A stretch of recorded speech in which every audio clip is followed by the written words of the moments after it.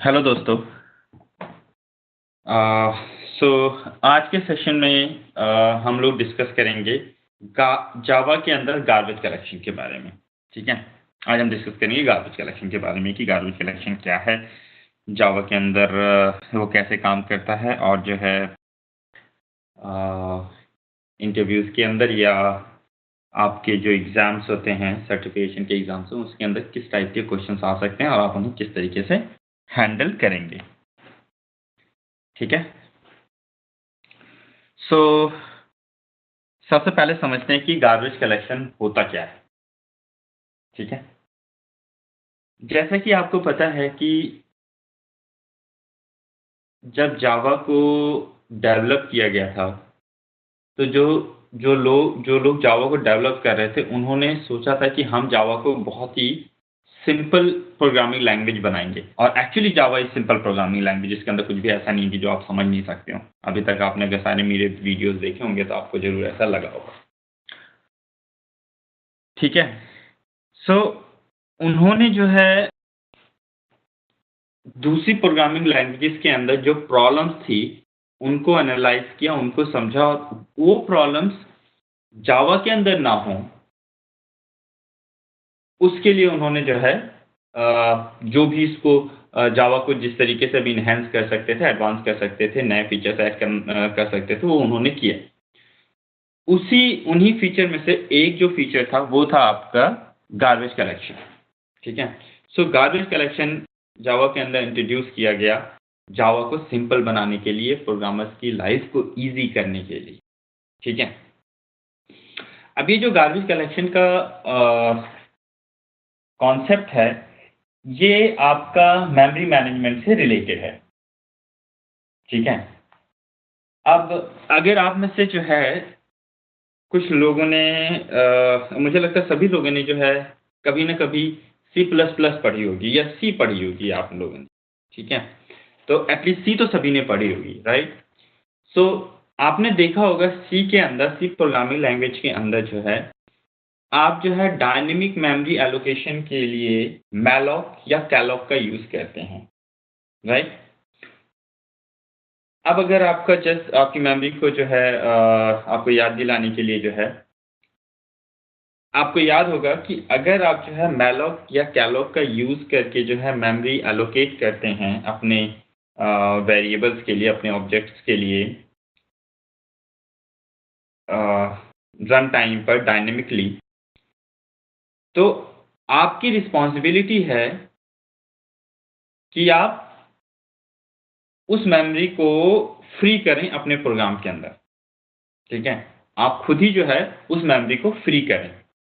सो कहने का क्या मतलब है कि अगर जो है से सपोज़ आपका एक प्रोग्राम है अ, अगर आपका जो है प्रोग्राम है और इस प्रोग्राम के अंदर जो है आपने इस पॉइंट पे मैलॉक या कैलॉक यूज़ करके डायनेमिक मेमोरी एलोकेशन की है।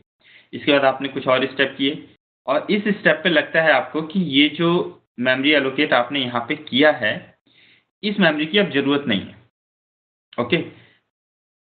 तो आपकी रिस्पॉन्सिबिलिटी है कि आप यहाँ पर फ्री फंक्शन यूज़ करके आप उस मेमोरी को फ्री करें। अब अगर आपने जो है मेमोरी फ्री नहीं की, तो आपका रैम के अंदर जो है, ये जो मेमोरी ब्लॉक्स एलोकेट हो गए हैं, ये हमेशा ऐसे ही पड़े रहेंगे, राइट? ये हमेशा ऐसे ही पड़े रहेंगे, ये डिलीट नहीं होंगे।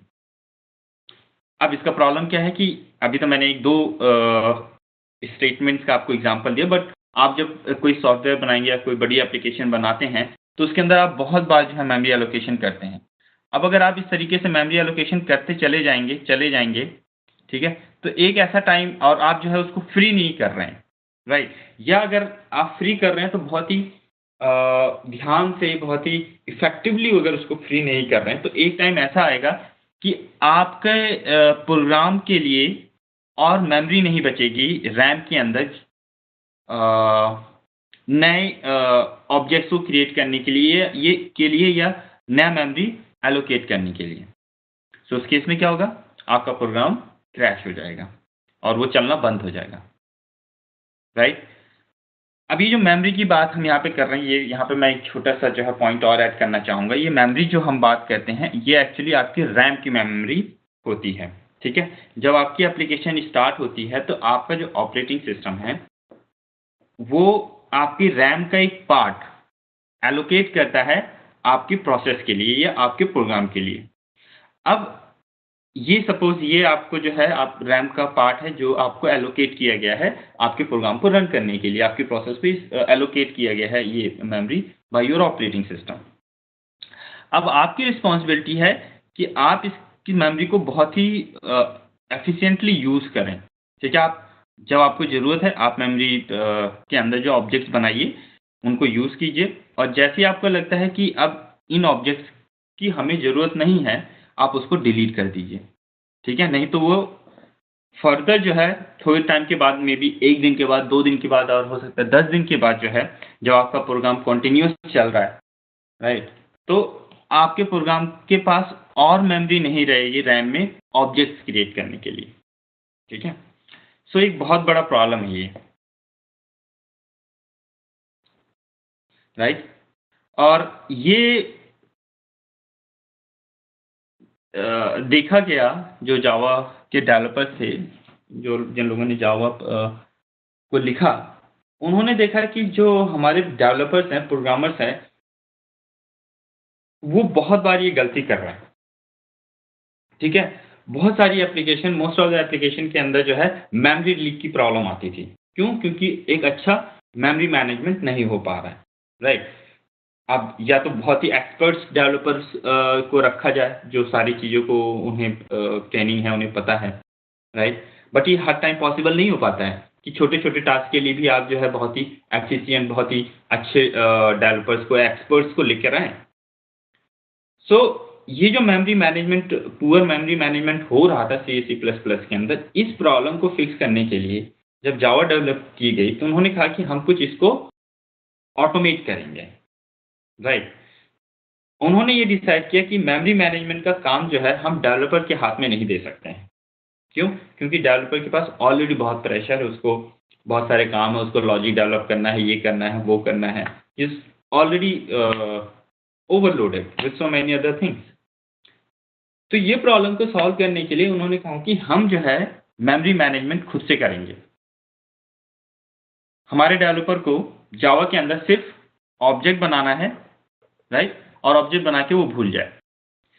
हम खुद से डिटरमिन करेंगे कि इस स्टेटमेंट पे या इस लाइन पे जो ऑब्जेक्ट बना है, वो कब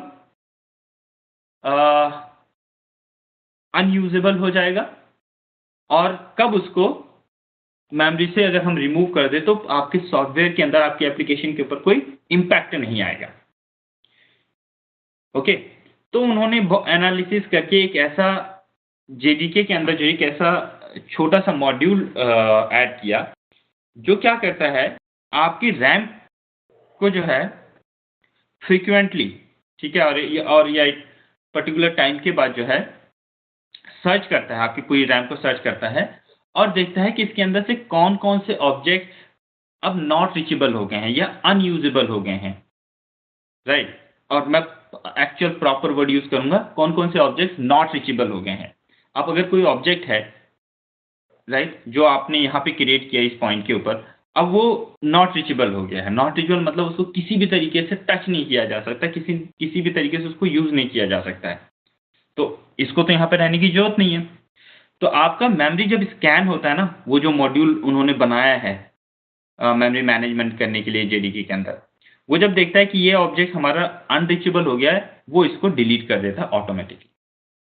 ओके? सो जेडीके के अंदर वो जो एक छोटा-सा मॉड्यूल बनाया है उन्होंने मेमोरी मैनेजमेंट के लिए, जो ऑटोमैटिकली आपकी मेमोरी को, आपकी हीप को स्कैन करता है और जब वो देखता है कि कोई ऑब्जेक्ट जो है अनटचेबल हो गया है, अनरीचेबल हो गया है, वो ऑटोमैटिकली उसको डिलीट कर देता है वहाँ से। उस मॉड्यूल को इन्होंने कहा गार्बेज कलेक्टर, ठीक है? उसे कहा इन्होंने गार्बेज कलेक्टर और ये जो प्रोसेस है ऑटोमैटिकली मेमोरी मैनेजमेंट की, इसको कहा जाता है गार्बेज कलेक्शन। जो मॉड्यूल है जेडीके के अंदर जो ये काम करता है उसे कहते हैं गार्बेज कलेक्टर और इस कॉन्सेप्ट को कहा जाता है गार्बेज कलेक्शन। सो गार्बेज कलेक्शन अगर आपको इंटरव्यू में पूछा जाए तो आपको ये सारी चीज़ें एक्सप्लेन करनी पड़ेंगी कि जो ऑटोमेटिक मेमोरी मैनेजमेंट है जेडीके के अंदर उसे और जेडीके ऑटोमेटिकली अपने आप जो है डिटरमिन करता है कि कब कौन से ऑब्जेक्ट को मेमोरी से जेबी हीप से हटा देना है। क्यों? क्योंकि वो जो है अब नॉट रीचेबल हो गया है, अनयूजेबल हो गया है। ठीक है, उसको कहा जाता है गार्बेज कलेक्शन, उस प्रोसेस को कहा जाता है गार्बेज कलेक्शन। और जो जेवीएम के अंदर जो आपका मॉड्यूल है जो ये काम करता है उसे कहा जाता है गार्बेज कलेक्टर। सो इस चीज का ध्यान रखिएगा। ओके,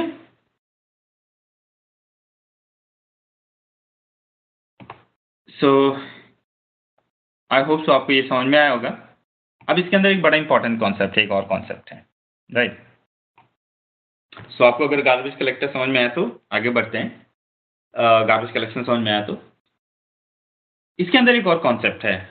ठीक है, वो कॉन्सेप्ट ये है जो आपको समझने की जरूरत है अगर आप जो है आज की क्लास को फॉलो करना चाहते हैं। वो ये है कि जावा के अंदर देखिए दो वर्ड्स हैं, एक है गार्बेज कलेक्शन के लिए एलिजिबल होना और एक होता है गार्बेज कलेक्शन गार्बेज कलेक्ट होना, राइट। गार्बेज कलेक्शन के लिए एलिजिबल होना और गार्बेज कलेक्ट होना, और ये दोनों अलग अलग चीजें हैं और आपको दोनों को समझना जरूरी है, राइट। और ये बहुत इंपॉर्टेंट भी है। क्यों इंपॉर्टेंट है मैं भी आपको बताता हूँ। अब इसको समझने के लिए मैं आपको एक एग्जांपल देता हूँ। से सपोज मेरे हाथ में अभी जो है एक ये पेन है, राइट, जिसे मैं यूज कर रहा हूँ लिखने के लिए।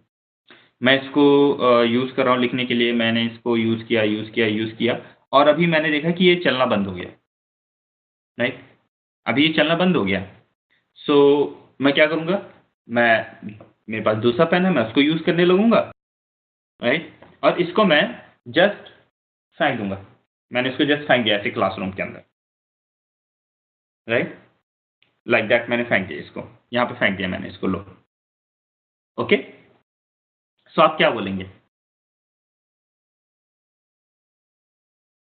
ये जो पेन था जिसको मैं अभी तक यूज कर रहा था, ये मेरे लिए बहुत इंपॉर्टेंट था, राइट। बट क्योंकि ये चलना बंद हो गया तो मैंने इसको फेंक दिया। तो ये अब क्या हो गया? फर्स्ट ऑफ ऑल अब ये क्या हो गया? ये गार्बेज हो गया पहली बात तो, राइट, क्योंकि अब ये मेरे यूज के लायक नहीं है, राइट। दूसरा, ये जो पेन है ये गार्बेज कलेक्ट नहीं हुआ एक्चुअली, ये गार्बेज कलेक्शन के लिए एलिजिबल हो गया है, राइट। ये गार्बेज कलेक्शन के लिए ये जो पेन है ये एलिजिबल हो गया है, ये गार्बेज कलेक्ट नहीं हुआ। ये जस्ट मैंने इसको फेंक दिया है गार्बेज कलेक्शन के लिए एलिजिबल करने के लिए। अभी ये गार्बेज कलेक्शन के लिए एलिजिबल हो गया, हम बोलेंगे कि ये गार्बेज कलेक्शन के लिए एलिजिबल हो गया। अब कल परसों या जब भी इस रूम की सफाई होगी और मैं इस पेन को या जो भी इस रूम की सफाई करेगा वो बंदा इस पेन को यहाँ से उठाएगा और ले जाके डस्टबिन में फेंक देगा, ठीक है, उसको ले जाके डस्टबिन में कहीं दूर फेंक देगा। ओके, तब हम क्या बोलेंगे कि हमारा जो पेन था वो गार्बेज कलेक्ट हो गया, ठीक है, गार्बेज कलेक्ट हो गया। सो देखिए प्रोसेस बड़ी सिंपल सी प्रोसेस, बड़ी इंटरेस्टिंग भी है। मैं पेन को यूज कर रहा था, I am the JVM, I am using the pen, ठीक है। पेन क्या है? मेरा एक ऑब्जेक्ट है, राइट। ऑब्जेक्ट को जो है यूज कर रहा था, इसके बाद जो है वो पेन चलना बंद हो गया तो मैंने उसको फेंक दिया। तो हम क्या बोलेंगे, जो मेरा पेन था वो गार्बेज कलेक्शन के लिए एलिजिबल हो गया।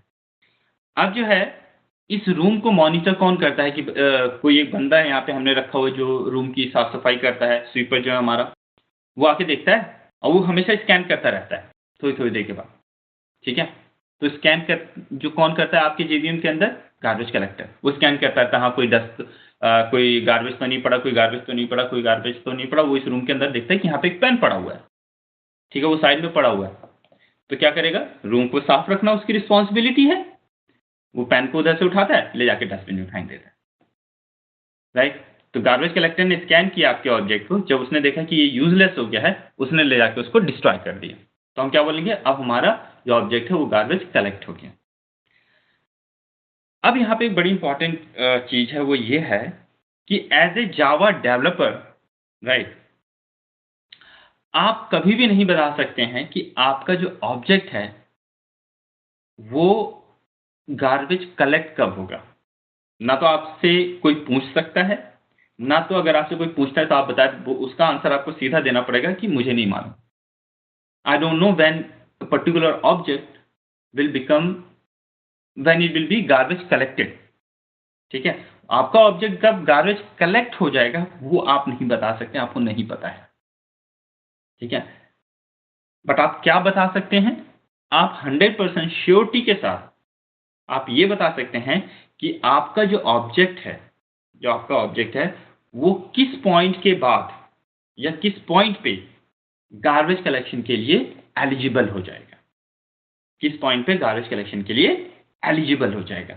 आप सिर्फ और सिर्फ ये बता सकते हैं, बट वो कब गार्बेज कलेक्ट होगा वो आप नहीं बता सकते हैं, क्योंकि जावा के अंदर गार्बेज कलेक्शन, वो जो स्वीपर है हमारा, वो गार्बेज कलेक्ट करने का जो काम है वो गार्बेज कलेक्टर का है। ठीक है, और आपको नहीं पता है या कोई तरीका नहीं है कि आप फोर्स कर सकें कि आपका गार्बेज कलेक्टर आपके जेवीएम के अंदर कब रन होगा। ठीक है, सो बड़ा इंपॉर्टेंट पॉइंट है। चलिए अब हम कुछ एग्जांपल्स करते हैं और फिर इसको समझते हैं।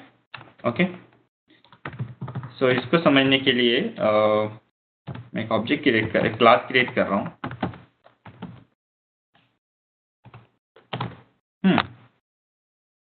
Okay,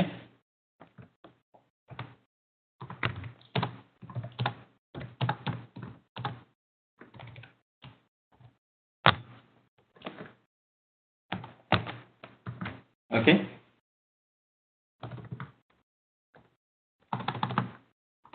f1.x equal to 3, f1.y equal to 40।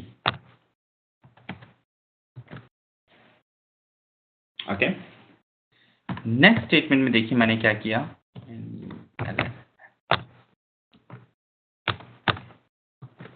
अभी मैं एक सिंपल से एग्जांपल ले रहा हूँ, सिंपल से एग्जांपल के थ्रू सबसे पहले मैं आपको समझाऊंगा और इसके बाद जो है मैं थोड़ा सा कॉम्प्लिकेटेड एग्जांपल्स लूंगा और आपको उसके थ्रू समझाने की कोशिश करूंगा। ओके, सो देखिए क्या हुआ यहाँ पे। अब आपसे क्वेश्चन ये है, आपसे क्वेश्चन कैसे पूछे जाएंगे। देखिए, आपसे क्वेश्चन ऐसे पूछा जाएगा, ये पूछा जाएगा कि बताइए इस स्टेटमेंट में से सपोज लाइन नंबर 1 है, लाइन नंबर 1 पे फू क्लास का जो f1 ऑब्जेक्ट बना है, फू क्लास का जो ऑब्जेक्ट बना है, ये किस स्टेटमेंट के बाद या कब एलिजिबल हो जाएगा गार्बेज कलेक्शन के लिए, कब एलिजिबल हो जाएगा गार्बेज कलेक्शन के लिए, ये आपसे क्वेश्चन पूछा जाएगा। ठीक है, ये जो ऑब्जेक्ट यहां पे बना है ये कब एलिजिबल हो जाएगा गार्बेज कलेक्शन के लिए। ओके, चलिए देखते हैं।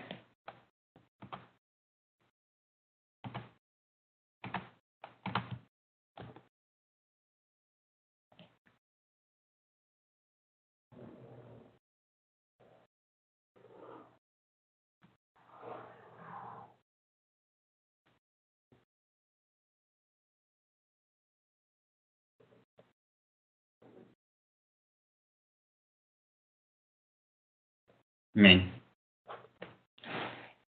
फर्स्ट स्टेटमेंट एग्जीक्यूट हो गई। नेक्स्ट स्टेटमेंट में आइए, न्यू फू। सो क्या होगा, आपका एक ऑब्जेक्ट बनेगा। ऑब्जेक्ट कहाँ बना, हीप के अंदर। इस ऑब्जेक्ट के अंदर क्या क्या होगा, एक एक्स होगा और एक वाई होगा। आपको पता है एक्स और वाई इंटीजर हैं, सो इनको डिफॉल्ट वैल्यू मिल गई 0 0। इसके बाद आपका जेवीएम क्या करेगा, न्यू कीवर्ड क्या करेगा, इस मेमोरी का रेफरेंस रिटर्न करेगा जिसको आपने कहाँ पे स्टोर कर दिया है, f1 के अंदर। f1 आपका कहाँ पे क्रिएट होगा, हीप के अंदर, सॉरी स्टैक के अंदर। नाउ से suppose that reference is this 0 1 1। हम बोलेंगे कि f1 इस ऑब्जेक्ट को पॉइंट कर रहा है। हम क्या बोलेंगे, हम बोलेंगे कि जो हमारा f1 है वो इस ऑब्जेक्ट को पॉइंट कर रहा है, राइट। हो गई ये स्टेटमेंट एग्जीक्यूट। इसके बाद क्या होगा, नेक्स्ट स्टेटमेंट में आइए। आपने क्या कहा, f1 dot x equal to 3।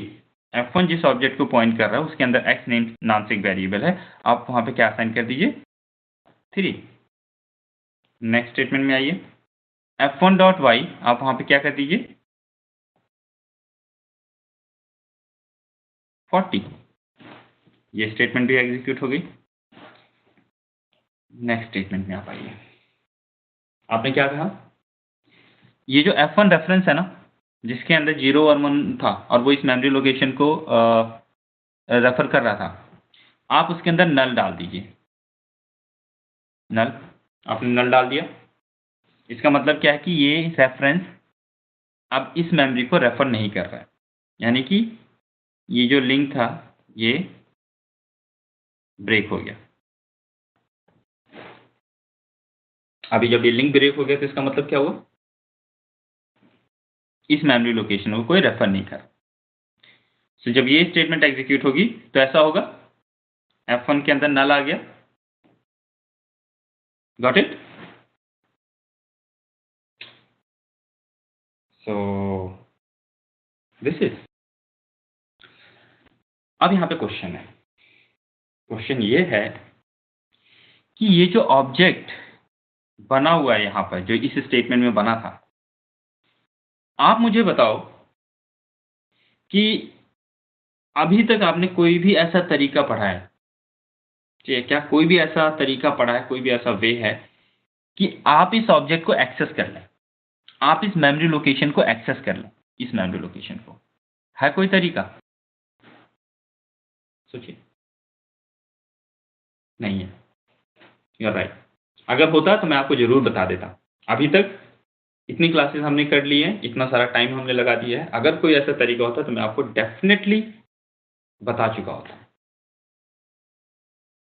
Okay, ऐसा कोई तरीका नहीं, ट्रस्ट मी। सो ये स्टेटमेंट के एग्जीक्यूट होने के बाद कोई भी ऐसा तरीका नहीं है कि इस ऑब्जेक्ट को यूज किया जा सके, एक्सेस किया जा सके, राइट।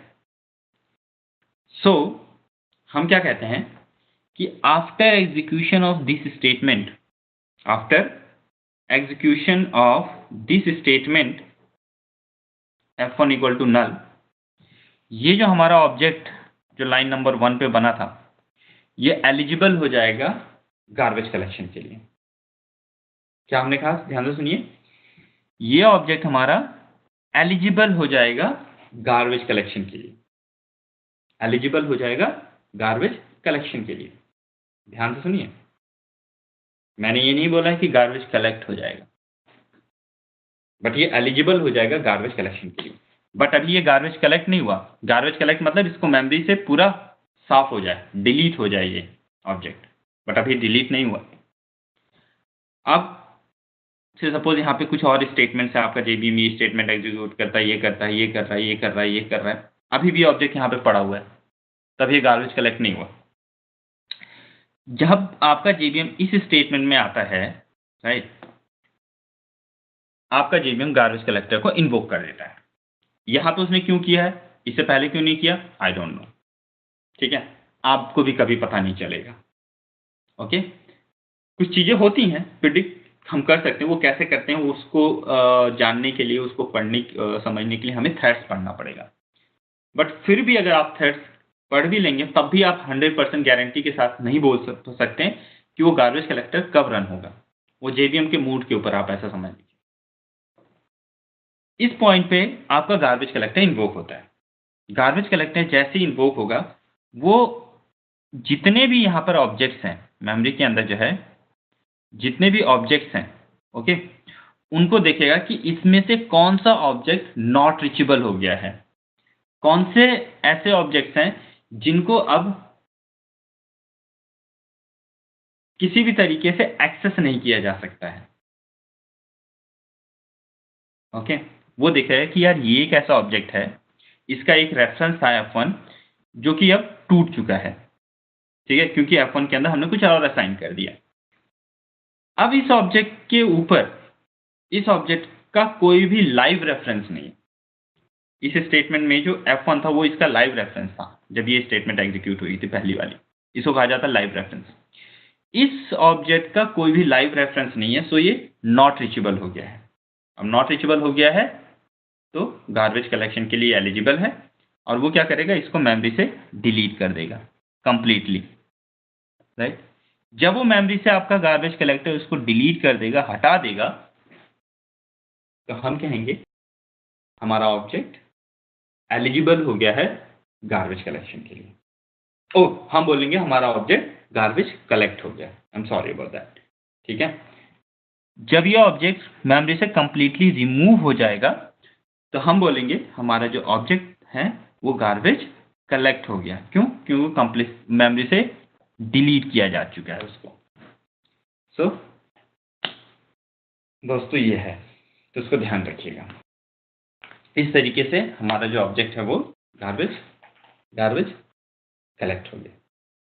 और आपको हर जगह इसी टाइप के क्वेश्चंस मिलेंगे, बट थोड़े से कॉम्प्लिकेटेड होते हैं, क्योंकि वो स्ट्रिंग, एरेज, बहुत सारे कॉन्सेप्ट्स को एक साथ मिला करके वो कई बार क्वेश्चन पूछ देते हैं, राइट। बट कॉन्सेप्ट यही है। और अगर जो है आप कुछ दिन के लिए स्टेप बाय स्टेप प्रोग्राम को रन करने की प्रैक्टिस कर लें, ठीक है, तो आप हर एक क्वेश्चन का एकदम सही 100% आंसर दे सकते हैं। ओके, चलिए आगे बढ़ते हैं। अब चलिए एक और थोड़ा कॉम्प्लिकेटेड सा एग्जांपल करते हैं।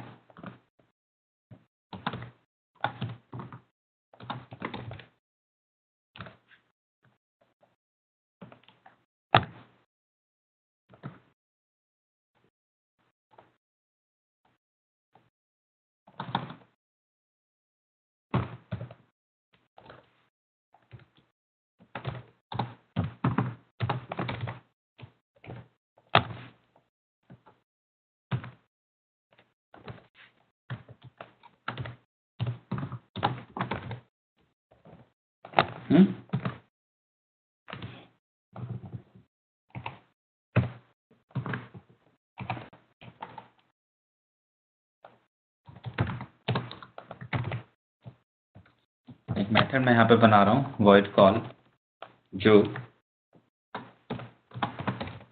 फू टाइप का रेफरेंस लेता है, एरे टाइप का रेफरेंस लेता है। आ जाओ।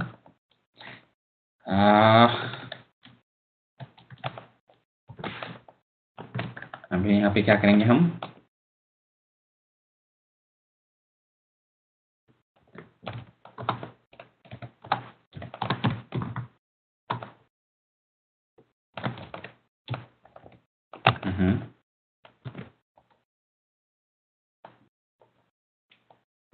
Okay,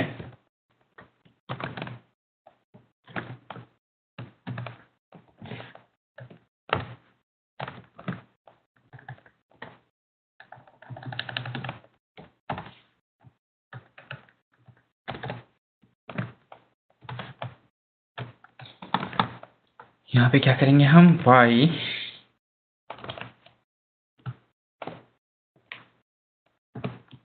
equal to f2 y,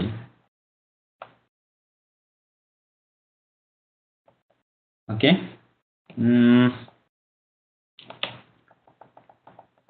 आपको चलिए इसको ऐसे रहने देते हैं।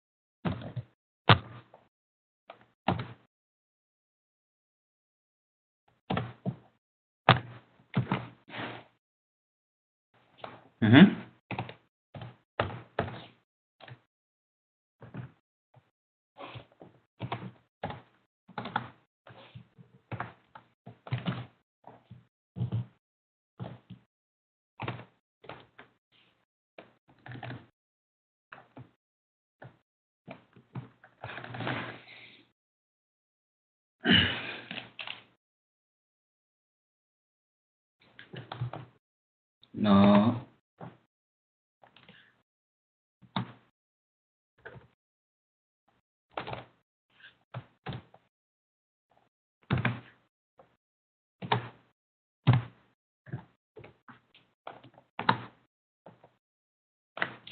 One, two, three, four, five.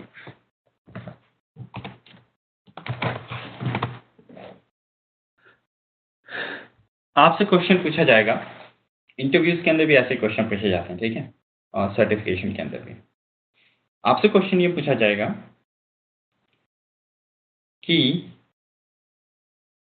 After execution of line number 5, right, after execution of line number 5 और statement number 5, how many objects become eligible for garbage collection. आपसे question यही पूछा जाएगा कि पांचवी स्टेटमेंट के या पांचवी लाइन के एग्जीक्यूट होने के बाद कितने ऑब्जेक्ट्स एलिजिबल हो जाएंगे गार्बेज कलेक्शन के लिए, कितने ऑब्जेक्ट्स गार्बेज कलेक्शन के लिए एलिजिबल हो जाएंगे। आपसे एग्जैक्टली ऐसा ही क्वेश्चन पूछा जाएगा, इसी टाइप के क्वेश्चन पूछे जाएंगे, ठीक है, ठीक है। अब अगर आप जो है इस टाइप के क्वेश्चंस का आंसर सही देना चाहते हैं, ठीक है, तो इनिशियली आपको डायग्राम बनाकर प्रैक्टिस करनी चाहिए। ये मेरी बहुत ही स्ट्रांगली एडवाइस है आपको, ठीक है। आप डायग्राम बनाएंगे, आप 100% इस क्वेश्चन का आंसर सही दे पाएंगे, ठीक है।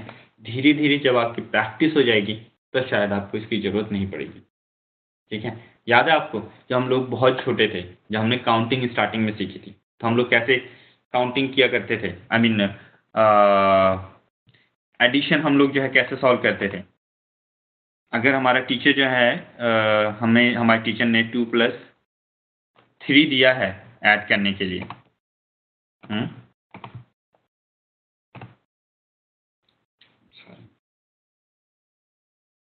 2+3 उन्होंने अगर सॉल्व करने के लिए दिया तो हम कैसे करते थे, हम पहले 2 लाइनें लगाते थे, फिर अलग जो है 3 लाइनें लगाते थे और फिर सबको ऐड कर देते थे, 1 2 3 4 5 ऐसे सॉल्व किया करते थे, राइट।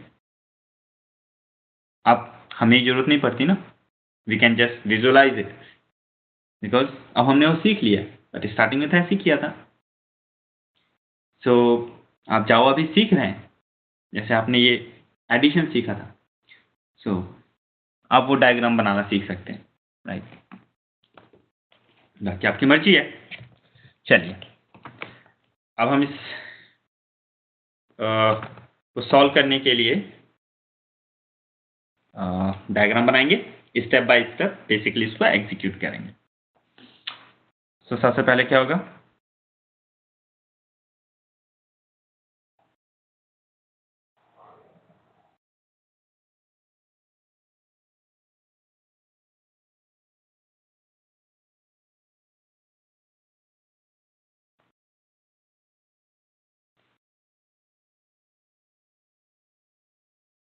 जेबीएम सबसे पहले मेन मेथड को कॉल करेगा।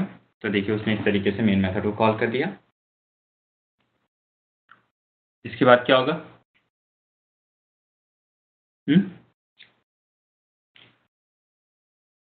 नेक्स्ट स्टेटमेंट में आपको पता है आपका जेवीएम एक ऑब्जेक्ट क्रिएट करेगा, किस टाइप का, 1 डायमेंशनल 4 टाइप का, 1 डायमेंशनल 4 टाइप का एरे ऑब्जेक्ट क्रिएट करेगा, जिसके अंदर कितने एलिमेंट्स होंगे, 4 एलिमेंट्स होंगे। ये हम लोग देख चुके हैं, हम पढ़ चुके हैं इस टॉपिक को, राइट। डायग्राम बना बना के बहुत अच्छे से हमने सीखा, इसको याद रखिएगा। 0 1 2 3 किस टाइप का ऑब्जेक्ट बना है, ये 4 टाइप का 1 डायमेंशनल एरे ऑब्जेक्ट बना। यहाँ पे क्या होगा अभी, नल नल नल नल, क्योंकि इसका हर एक एलिमेंट जो है क्या है, 4 टाइप का रेफरेंस है। अभी ये पूरी मेमोरी लोकेशन का जो रेफरेंस है वो कहाँ पे स्टोर किया आपने, x1 के अंदर। ये देखिए आपका x1 इस तरीके से स्टैक के अंदर क्रिएट होगा ना। से सपोज इसके अंदर आपकी जो वैल्यू है ये है, तो हम क्या बोलेंगे, ये मेरा डिजिटल पेन हमेशा प्रॉब्लम क्रिएट करता है, ये एडिटर का भी प्रॉब्लम है, उसमें डबल क्लिक अगर फास्ट तेज से हो जाता है तो हट जाता है एक्चुअली। हम कहेंगे कि x1 इसको रेफर कर रहा है, x1 सॉरी। नेक्स्ट स्टेटमेंट में आइए। अभी नेक्स्ट स्टेटमेंट जब आप एग्जीक्यूट करेंगे तो क्या होगा, आपने एक फू का ऑब्जेक्ट क्रिएट किया, इस फू के अंदर क्या है, 2 इंस्टांस वेरिएबल्स थे, देखा है हमने, है ना, सॉरी, ये देखिए 2 इंस्टांस वेरिएबल्स हैं।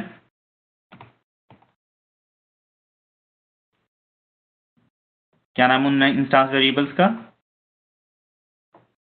एक्स एंड वाई, वहां पे क्या है 0 एंड 0, ये ऑब्जेक्ट क्रिएट हुआ, इसका रेफरेंस आपने कहां पे डाल दिया है, x1 0 के अंदर। x1 जिस एरे को रिप्रेजेंट कर रहा है, रेफर कर रहा है, उसके 0th पोजीशन पे, जो 0th एलिमेंट है। नाउ से suppose that reference will be 1 0 1, तो हम क्या बोलेंगे, ये एलिमेंट इस ऑब्जेक्ट को रेफर कर रहा है। एग्जीक्यूट हो गई स्टेटमेंट। नेक्स्ट स्टेटमेंट में आ जाइए। नेक्स्ट स्टेटमेंट में क्या होगा, एक और ऑब्जेक्ट क्रिएट हुआ फू टाइप का, इसके अंदर क्या होगा, एक्स एंड वाई, यहाँ पे क्या होगा 0 0, इसका रेफरेंस आपने कहाँ पे डाल दिया, x3 के अंदर। x1 जिस ऑब्जेक्ट को रेफर कर रहा है उसके 3rd एलिमेंट पे, तो यहाँ पे क्या हो जाएगा 1 1 0, तो हम क्या बोलेंगे, ये एलिमेंट इसको रेफर कर रहे हैं। ओके, सो जब ये तीनों स्टेटमेंट्स एग्जीक्यूट होंगी तो ऐसा हो जाएगा। नेक्स्ट स्टेटमेंट में आप आ जाइए। नेक्स्ट स्टेटमेंट में क्या होगा दोस्तों, आपने एक ऑब्जेक्ट क्रिएट किया है टेस्ट क्लास का। सो मुझे थोड़ा सा बड़ा बनाना चाहिए था, बट इट्स ओके। एक टेस्ट क्लास का ऑब्जेक्ट बना, इसका रेफरेंस आपने कहाँ पे डाल दिया है, T2 के अंदर। नाउ दिस वैल्यू से सपोज 0 0 1, हम बोलेंगे T2 इस ऑब्जेक्ट को रेफर कर रहा है। ठीक है, अभी क्या किया देखिए, आपने इस कॉल मेथड को कॉल किया। अब ये सब चीज़ें हम लोग बहुत अच्छे से पढ़ चुके हैं, तो मैं थोड़ा सा फास्ट जाऊंगा, मैं वापस से इसको एक्सप्लेन नहीं करना चाहता हूँ, टाइम वेस्ट नहीं करना चाह रहा हूँ।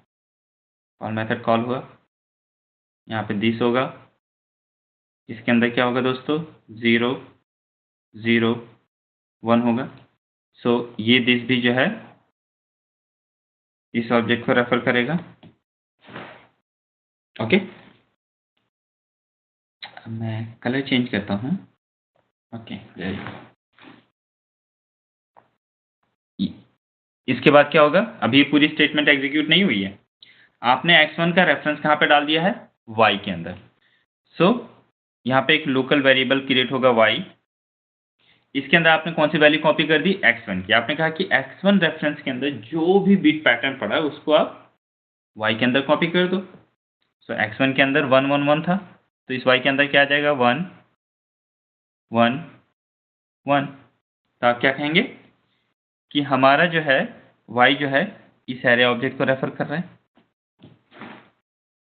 Got it? ये जो y है, y भी इसी ऑब्जेक्ट को रेफर करने लगेगा। ये स्टेटमेंट एग्जीक्यूट हो गई। अब नेक्स्ट स्टेटमेंट में आप आ जाइए। नेक्स्ट स्टेटमेंट में देखिए आपने क्या किया है, आपने एक और फू का ऑब्जेक्ट क्रिएट किया। सो ये रहा आपका फू का ऑब्जेक्ट, इसके अंदर क्या होगा, x और y, यहाँ पे होगा 0 0, यहाँ पे होगा f2 लोकल वेरिएबल, यहाँ पे नाउ से सपोज इसका जो रेफरेंस होगा वो कुछ, सारे पैटर्न भी खत्म हो गए, काफ़ी हो गए। Now I don't know what it will be, but it will be something different. Right? 1 0 1 0, तो हम बोलेंगे F2 इस ऑब्जेक्ट को रेफर कर रहा है। नेक्स्ट स्टेटमेंट में आइए, तो आपका जेवीएम क्या करेगा, एक और ऑब्जेक्ट क्रिएट करेगा हीप के अंदर ही। ये किस टाइप का, फू टाइप का। तो यहाँ पे x होगा, यहाँ पर y होगा, यहाँ पे 0 होगा, यहाँ पे 0 होगा। इसका रेफरेंस कहाँ जाएगा, F3 के अंदर। नाउ से suppose reference for this is 1 0 1 0। हम बोलेंगे F3 इसको रेफर कर रहा है। आपकी जब ये स्टेटमेंट एग्जीक्यूट हो जाएगी तो ऐसा हो जाएगा। अब ये स्टेटमेंट को एग्जीक्यूट कीजिए, बहुत इंपॉर्टेंट स्टेटमेंट है। क्या होगा देखिए, आपने कहा कि F2 के अंदर जो बिट पैटर्न पड़ा हुआ है, ठीक है, F2 के अंदर जो बिट पैटर्न पड़ा है उसे कहाँ कॉपी कर दो, Y3 पे। यानी Y जिसको रेफर कर रहा है उसके थर्ड एलिमेंट पे जाओ और वहां पे क्या डाल दो, F2 के अंदर जो पड़ा है। सो F2 के अंदर क्या है, 1 0 1 0। यहाँ क्या कॉपी हो जाएगा, 1 0 1 0।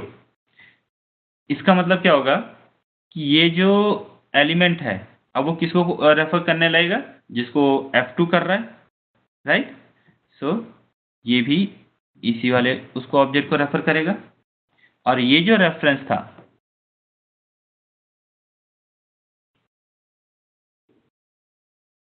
ये टूट जाएगा। सो कहने का क्या मतलब है कि ये जो ऑब्जेक्ट हमारा, इसको एक्चुअली कोई अभी रेफर नहीं कर रहा। जेवीएम इधर से बाहर हो जाएगा नेक्स्ट स्टेटमेंट में। सो ये जो मेथड फ्रेम है आपका ये डिलीट हो जाएगा, राइट। अभी जब ये डिलीट हो जाएगा तो बताइए क्या होगा। क्वेश्चन ये है कि जेवीएम वापस से आपका यहाँ आ जाएगा, राइट।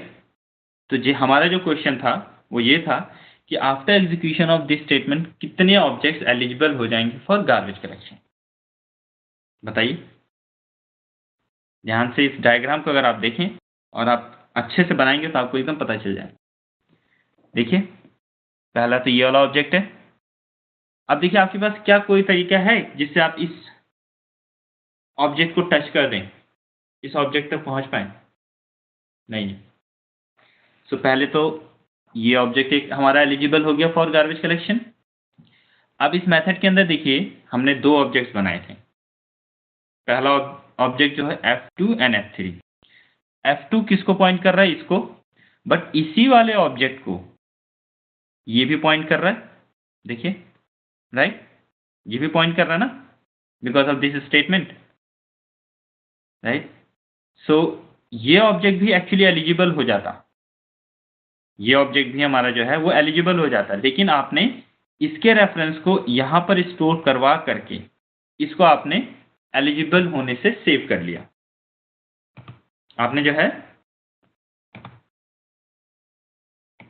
उसको गार्बेज कलेक्शन के लिए एलिजिबल होने से सेव कर लिया। क्यों, क्योंकि ये जहां पे क्रिएट हुआ था वो ये चीज तो डिस्ट्रॉय हो गई है, लेकिन इसका रेफरेंस आपने यहां पे सेव करके रखा है। तो जब हम इस पॉइंट पे आएंगे तो इस एलिमेंट के थ्रू हम इस ऑब्जेक्ट तक पहुंच पाएंगे। तो जेवीएम इसको डिलीट नहीं कर सकता। क्यों, क्योंकि इस ऑब्जेक्ट का एक लाइव रेफरेंस अभी है हमारे पास जब हम यहां पर खड़े हैं। आपका जेवीएम जब यहां पर होगा, राइट। इस वाले ऑब्जेक्ट को देखते हैं जिसको F3 पॉइंट कर रहा है। F3 जो है एक्चुअली इस वाले ऑब्जेक्ट को पॉइंट कर रहा है, राइट। अब आप देखिए कि इस ऑब्जेक्ट का सिर्फ और सिर्फ यही एक रेफरेंस था, राइट। F3 ही का रेफरेंस था ना, और तो कोई रेफरेंस नहीं है। अब अगर F3 रेफरेंस था और F3 तो डिस्ट्रॉय हो गया, F3 अगर डिस्ट्रॉय हो गया तो ये जो ऑब्जेक्ट है, ये जो मेमोरी लोकेशन है, ये नॉट रीचेबल हो गई। किसी भी तरीके से आप इस तक अब पहुंच नहीं सकते हैं, नहीं पहुंच सकते ना। That's it. सो एक ये ऑब्जेक्ट और एक ये ऑब्जेक्ट, ये दोनों ऑब्जेक्ट्स हमारे एलिजिबल हो जाएंगे for garbage collection after execution of this statement. कौन से दो, एक ये वाला और एक ये वाला। वैसे कितना भी कॉम्प्लिकेटेड एग्जाम्पल क्यों ना हो, कितनी भी स्टेटमेंट्स इसके अंदर क्यों ना हो, आप स्टेप बाय स्टेप रन कीजिए, देखिए आपको 100% सही आंसर आएगा इस डायग्राम के थ्रू। ओके, चलिए आगे बढ़ते हैं।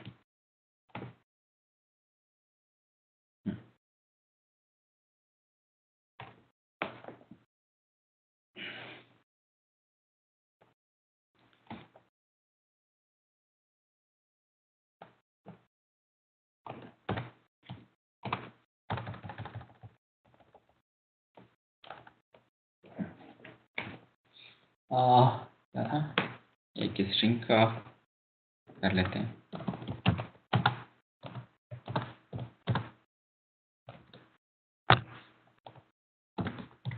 हेलो, ओके,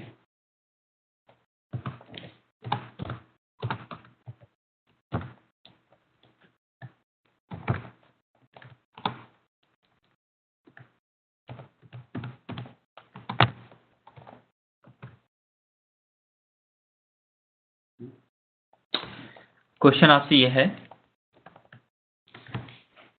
कि ये स्टेटमेंट के, ये जो यहाँ पे लिखी हुई है, ये स्टेटमेंट के एग्जीक्यूट होने के बाद, ठीक है, ये स्टेटमेंट के एग्जीक्यूट होने के बाद कितने ऑब्जेक्ट्स एलिजिबल हो जाएंगे गार्बेज कलेक्शन के लिए? कितने ऑब्जेक्ट्स एलिजिबल हो जाएंगे गार्बेज कलेक्शन के लिए? ये क्वेश्चन है।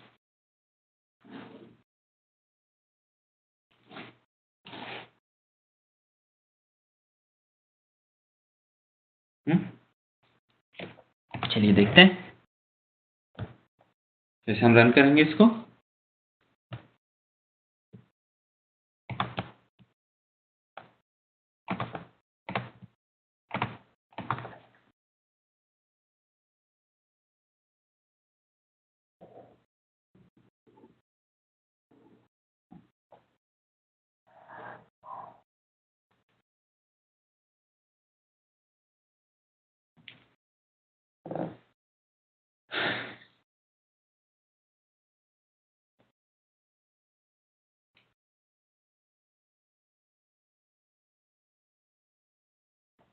मेन मेथड कॉल हो गया। अभी हमने जो है पिछले वाले सेशन में पढ़ाई था कि स्ट्रिंग वगैरह के बारे में, क्योंकि ये इम्प्लिसिट ऑब्जेक्ट क्रिएट हुआ है। सो आपका जेडीएम क्या करेगा, इसको कहाँ पे क्रिएट करेगा? स्ट्रिंग पूल के अंदर। तो एक स्ट्रिंग ऑब्जेक्ट क्रिएट किया और उसके अंदर क्या डाल दिया? हेलो। इसका रेफरेंस कहाँ साइन कर दिया?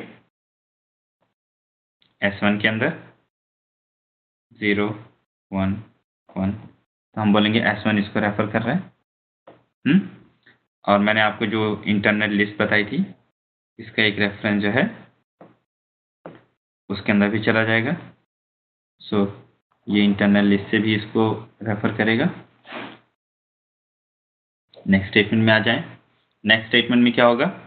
बिकॉज ऑफ दिस एक ऑब्जेक्ट क्रिएट होगा। अगेन कहाँ क्रिएट होगा? स्ट्रिंग पूल के अंदर। उसके अंदर क्या होगा? हाय, और थोड़ा सा एक स्पेस भी होगा, राइट, क्योंकि यहाँ पे देखिए मैंने स्पेस दिया हुआ है। अब आपको पता है स्ट्रिंग ऑब्जेक्ट्स आर इम्यूटेबल, तो ये जो हाई है ये इसके साथ अपेंड तो होगा नहीं। एक्चुअली क्या होगा बताइए? राइट,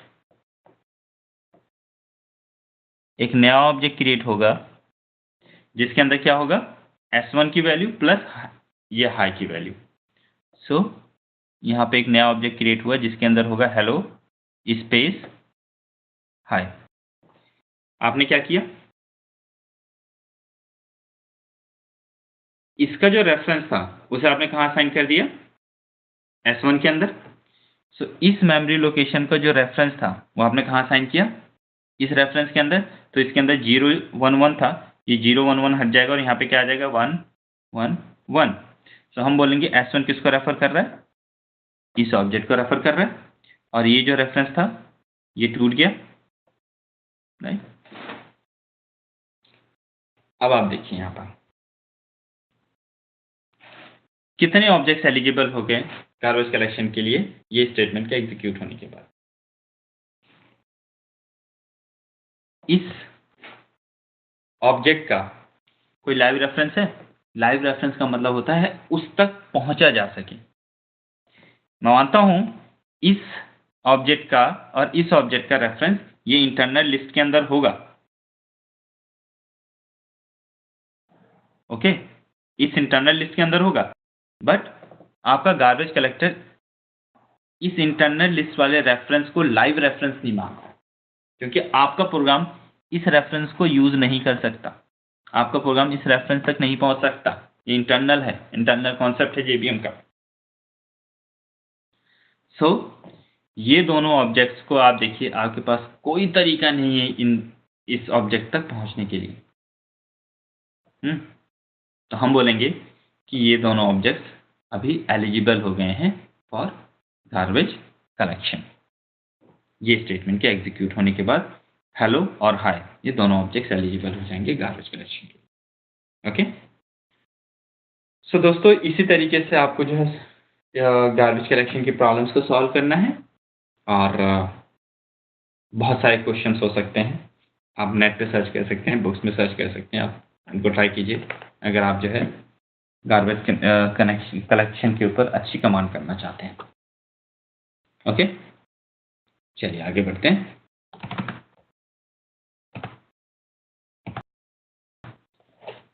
चलिए एक और कॉन्सेप्ट देखते हैं छोटा सा।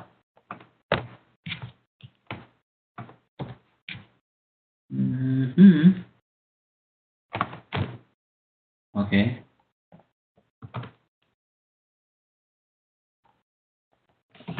फू एफ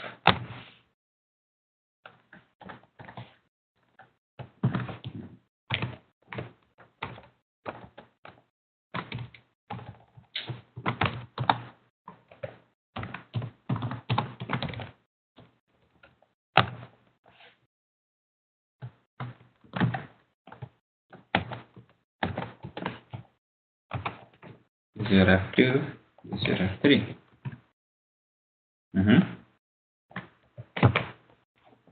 यहाँ पे देखिए क्या कर रहा हूँ मैं, F1 dot F equal to F2 F1 sorry F2 dot F equal to 3 F3 dot F equal to okay F1 equal to null F2 equal to null।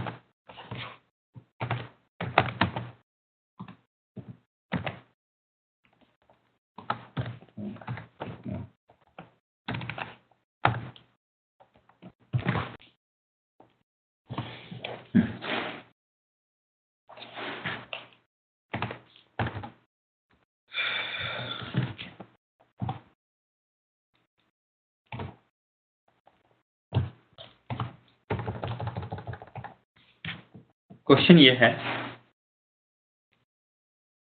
कि after execution of this statement, okay, after execution of F3 equal to null, F3 equal to null, कितने objects eligible हो जाएंगे garbage collection के लिए? कितने objects eligible हो जाएंगे garbage collection के लिए? ये आपका क्वेश्चन है। चलिए करके देखते हैं, रन करके देखते हैं इसको, प्रोग्राम को स्टेप बाय स्टेप।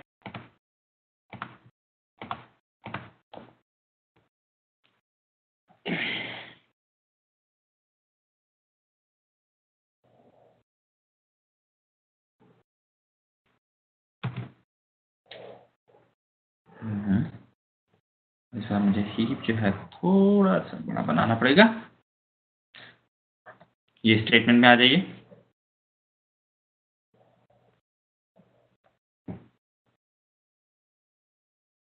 आपका मेन मेथड कॉल हो गया। इसके बाद न्यू फू करके एक ऑब्जेक्ट क्रिएट होगा। अब दोस्तों इस बार जो आपका ये फू ऑब्जेक्ट क्रिएट होगा, मैं आपको बता चुका हूं पहले क्लासेस के अंदर भी, क्या होगा, इसके अंदर एक x होगा, एक y होगा, और एक इसके अंदर क्या होगा, f। जो f होगा वो क्या होगा, एक्चुअली एक रेफरेंस वेरिएबल है।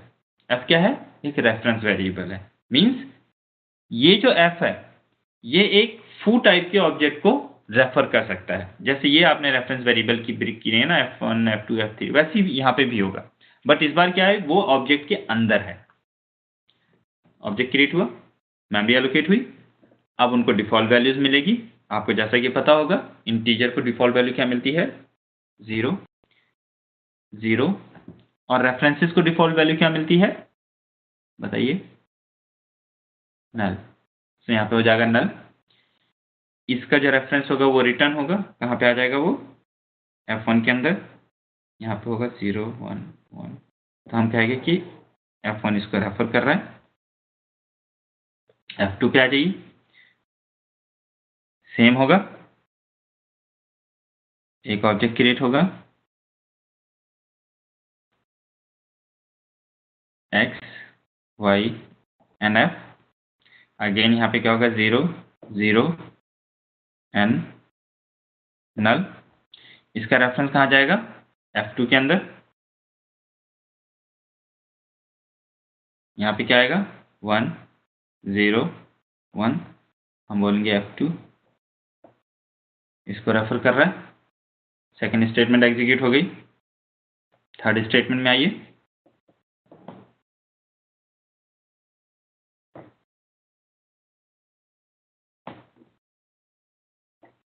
x होगा, y होगा, f होगा, 0 0 एंड नल होगा।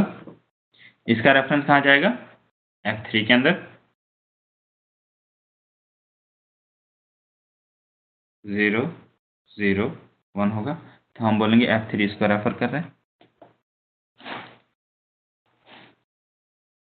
ये जब तीनों स्टेटमेंट्स एग्जीक्यूट हो जाएंगे तो ऐसा कुछ हो जाएगा, राइट राइट।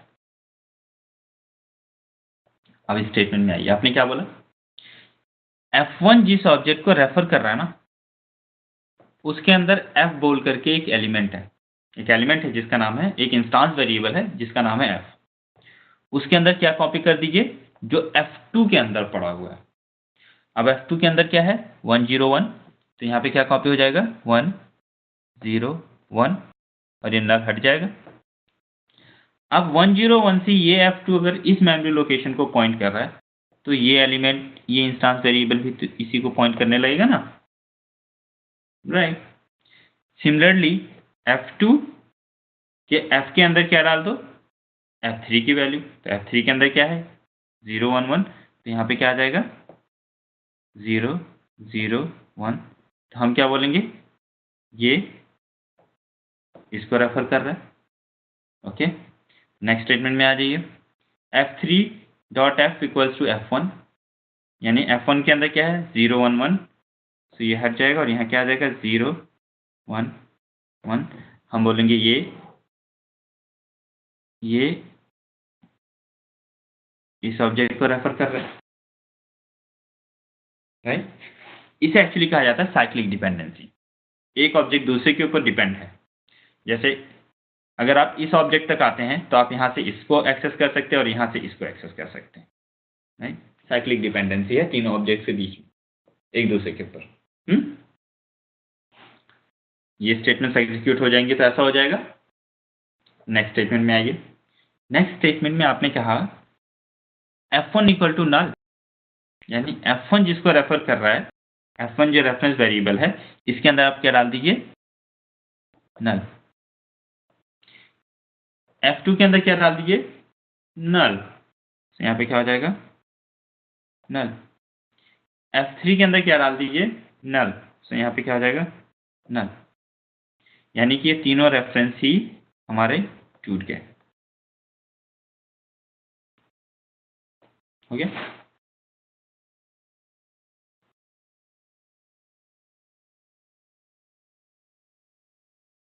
आपसे क्वेश्चन है, ये स्टेटमेंट एग्जीक्यूट होने के बाद, यानी ये स्टेटमेंट एग्जीक्यूट होने के बाद जो है कितने ऑब्जेक्ट्स एलिजिबल हो जाएंगे फॉर गार्बेज कलेक्शन? आप में से बहुत लोग बोलेंगे एक भी नहीं, बट एक्चुअली दोस्तों यहाँ पे तीनों के तीनों ऑब्जेक्ट्स ही एलिजिबल हो जाएंगे फॉर गार्बेज कलेक्शन। आइए देखते हैं कि ये वाला क्यों एलिजिबल हो गया। अब एट दिस पॉइंट अगर यहां पर मैं इस वाले ऑब्जेक्ट को एक्सेस करना चाहता हूं, आप बताइए मैं यहां पे क्या कोड लिखूं कि वो एक्सेस हो जाए।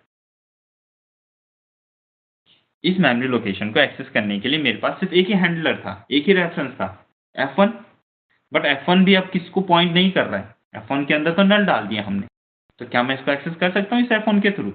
ऑब्वियसली नहीं, इसका और कोई रेफरेंस है नहीं।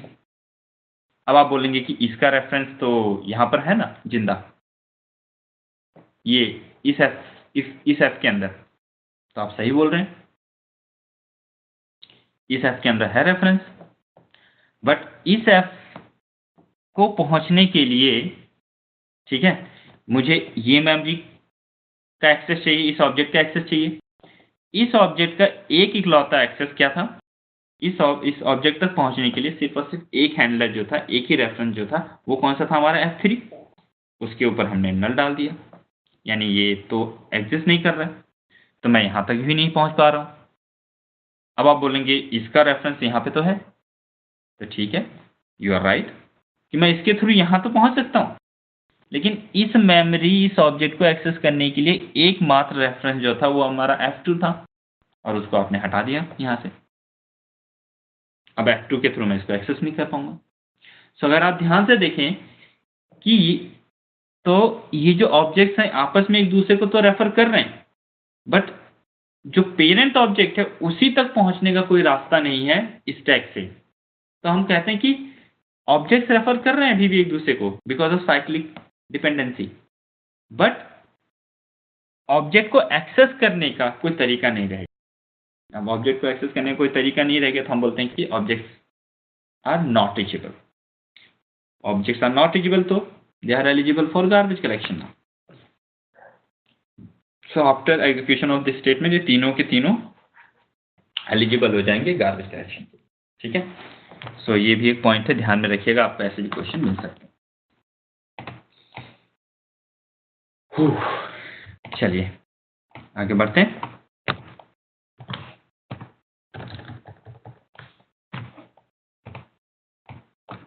अब हम पढ़ेंगे, हमारे पास एक मेथड है उसके बारे में।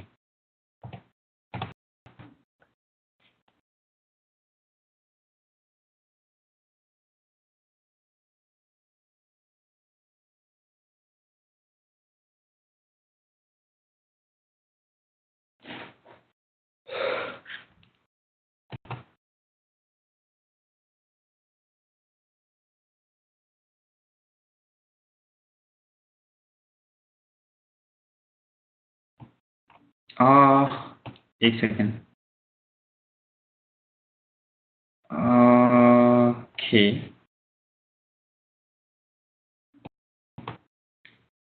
मुझे थोड़ा सा कंफ्यूजन हो गया है, मुझे मालूम नहीं है कि अभी लास्ट 2 मिनट में मैंने जो है जो बोला है वो रिकॉर्ड हुआ है नहीं हुआ है। शायद ये थोड़ा सॉफ्टवेयर का प्रॉब्लम था, कुछ एरर आ गई थी, तो मैं वापस से रिपीट कर रहा हूँ। राइट, लास्ट 2 मिनट में मैंने जो भी बोला है। सो अभी हम जो है देखने जा रहे हैं फाइनलाइज मेथड के बारे में। सो फाइनलाइज मेथड एक ऑब्जेक्ट क्लास का मेथड है। सो क्योंकि वो ऑब्जेक्ट क्लास का मेथड है इसलिए क्या होता है,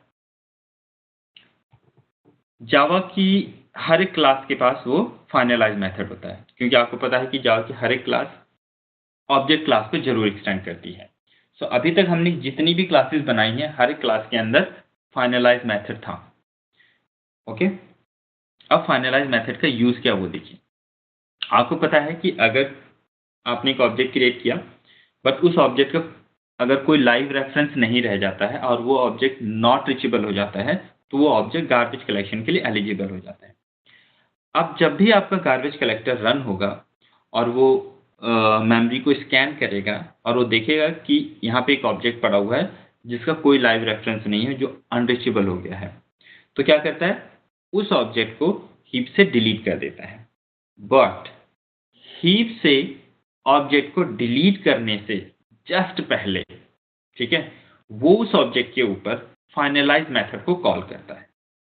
सो आप जो है, आपके पास कोई भी एक ऐसा काम है जो आप चाहते हैं कि ऑब्जेक्ट मेमोरी से रिमूव हो रहा है, बट रिमूव होने से पहले कुछ एक काम हो जाए, तो वो काम को, उस फंक्शनैलिटी को आप यहां पर लिख सकते हैं। ओके, उस फंक्शनैलिटी को आप इस फाइनलाइज मेथड के अंदर लिख सकते हैं दोस्तों, राइट। अब हम इसको जो है प्रैक्टिकली करके देखेंगे, बट इस कॉन्सेप्ट को जो है प्रैक्टिकली करके देखने से पहले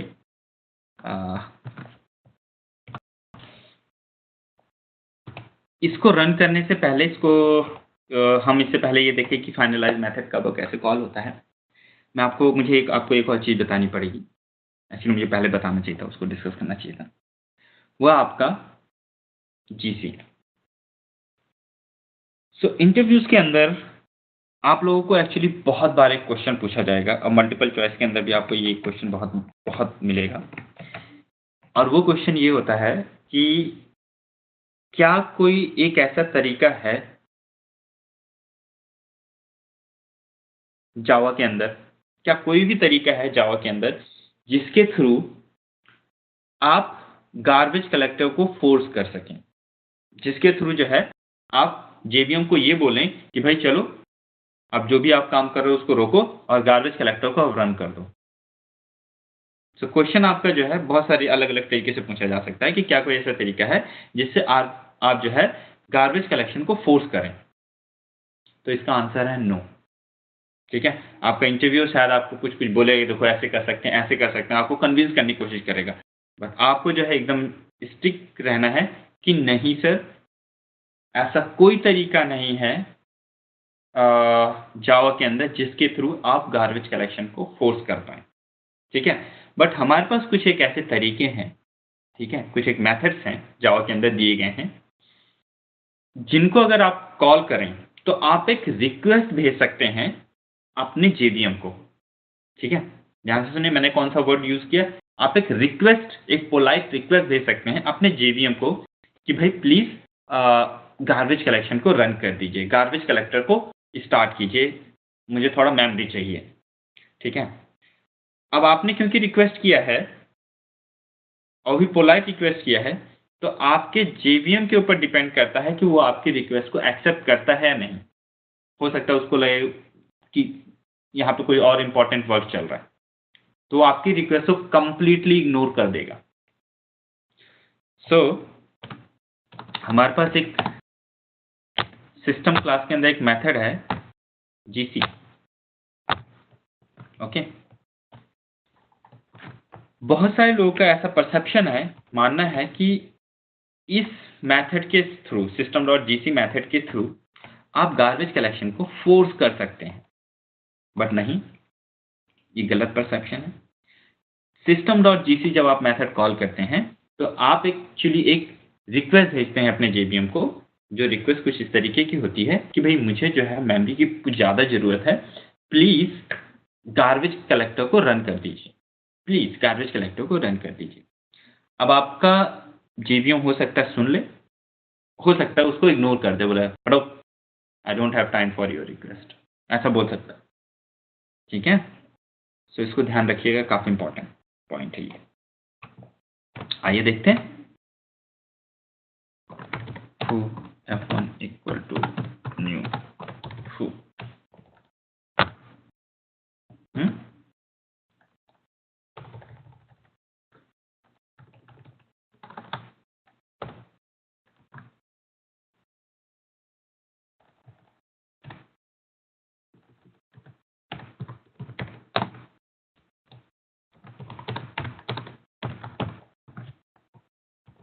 एंड ऑफ मेन देखते हैं। ओहो, f1 equal to null. Okay,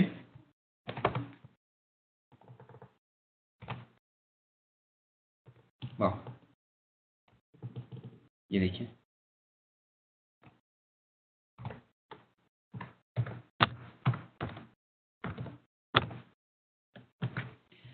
आप एक बार देख लीजिए, यहाँ पे मेरा and of main method call हुआ है, मीन्स ये हुआ है, बट आपका मेन मेथड खत्म हो उससे पहले जो है आपका एक बार जो है आपका, क्योंकि ये ऑब्जेक्ट को हमने जो है यहाँ पे एलिजिबल कर दिया था f1 इक्वल टू नल करके, तो जेवीएम ने उसके ऊपर जो है जेवीएम ने उसको जो है मेमोरी से हटाने की कोशिश किया, और उसको हटाने से पहले एक्चुअली इस बार फाइनलाइज मेथड को कॉल किया है उस ऑब्जेक्ट के ऊपर। ओके,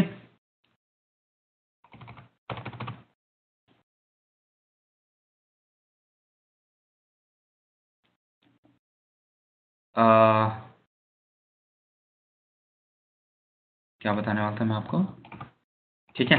अब मैं वापस से एक्चुअली इस प्रोग्राम को रन कर रहा हूँ, बट ऐसा कोई ज़रूरी नहीं है कि जब नेक्स्ट टाइम मैं इस प्रोग्राम को रन करूँ तो उस बार ये आपका फाइनलाइज मेथड कॉल हो, क्योंकि मैंने आपको बताया है कि गार्बेज कलेक्टर कब रन होगा कुछ पता नहीं। ओके, मैं रन करता हूँ, देखते हैं क्या होता है। सो यहाँ पे जो बार बार रन हो रहा है वो, बट दोस्तों मैं फिर वो आपको बोलूँगा कि वो रन कर भी सकता है, नहीं भी कर सकता है, वो उसकी मर्जी के ऊपर है, राइट। अब एटलीस्ट ये तो समझ में आ रहा है ना कि आपको गार्बेज कलेक्टर रन हो रहा हो, फाइनलाइज मेथड को कॉल कर रहा है। अब देखिए मैंने कहीं से फाइनलाइज मेथड को कॉल किया है? नहीं किया ना, कहीं पे भी नहीं किया, बट वो कॉल हो रहा है, और एक्चुअली हर बार वो कॉल होता है, ठीक है। जब भी जेवीएम आपका मेमोरी से ऑब्जेक्ट को डिलीट करता है तो डिलीट करने से पहले वो फाइनलाइज मेथड को कॉल करता है। यहाँ पे मैंने कुछ ओवरराइट करके उसके अंदर कुछ लिख दिया, इसलिए आपको दिखाई दे रहा है। बट अगर मैं इसको f1 इक्वल टू नल नहीं करूँ तब देखिए क्या होगा, वो कॉल नहीं होगा ये फाइनलाइज। क्यों? क्योंकि वो एलिजिबल ही नहीं हुआ है गार्बेज कलेक्शन के लिए, और जब आपका मेन मेथड खत्म हो जाएगा फिर तो जेवीएम ही टर्मिनेट हो जाएगा, जेवीएम ही बंद हो जाएगा। ओके, अब मैं इसको इनेबल करता हूँ और आपको इस प्रोग्राम को स्टेप बाय स्टेप रन करके दिखाता हूँ। और फिर फाइनलाइज मेथड से दो कॉन्सेप्ट्स हैं, हम उसको पढ़ेंगे।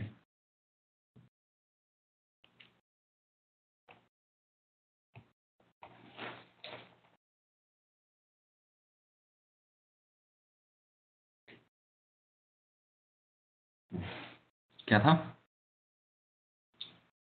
ऑब्जेक्ट,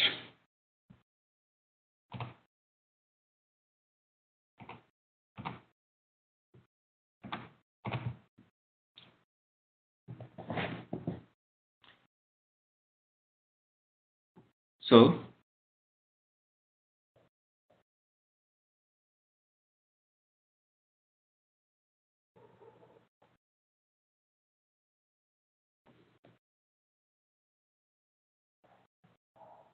ये तो सिंपल है, वो आज सिंपली आपका जो है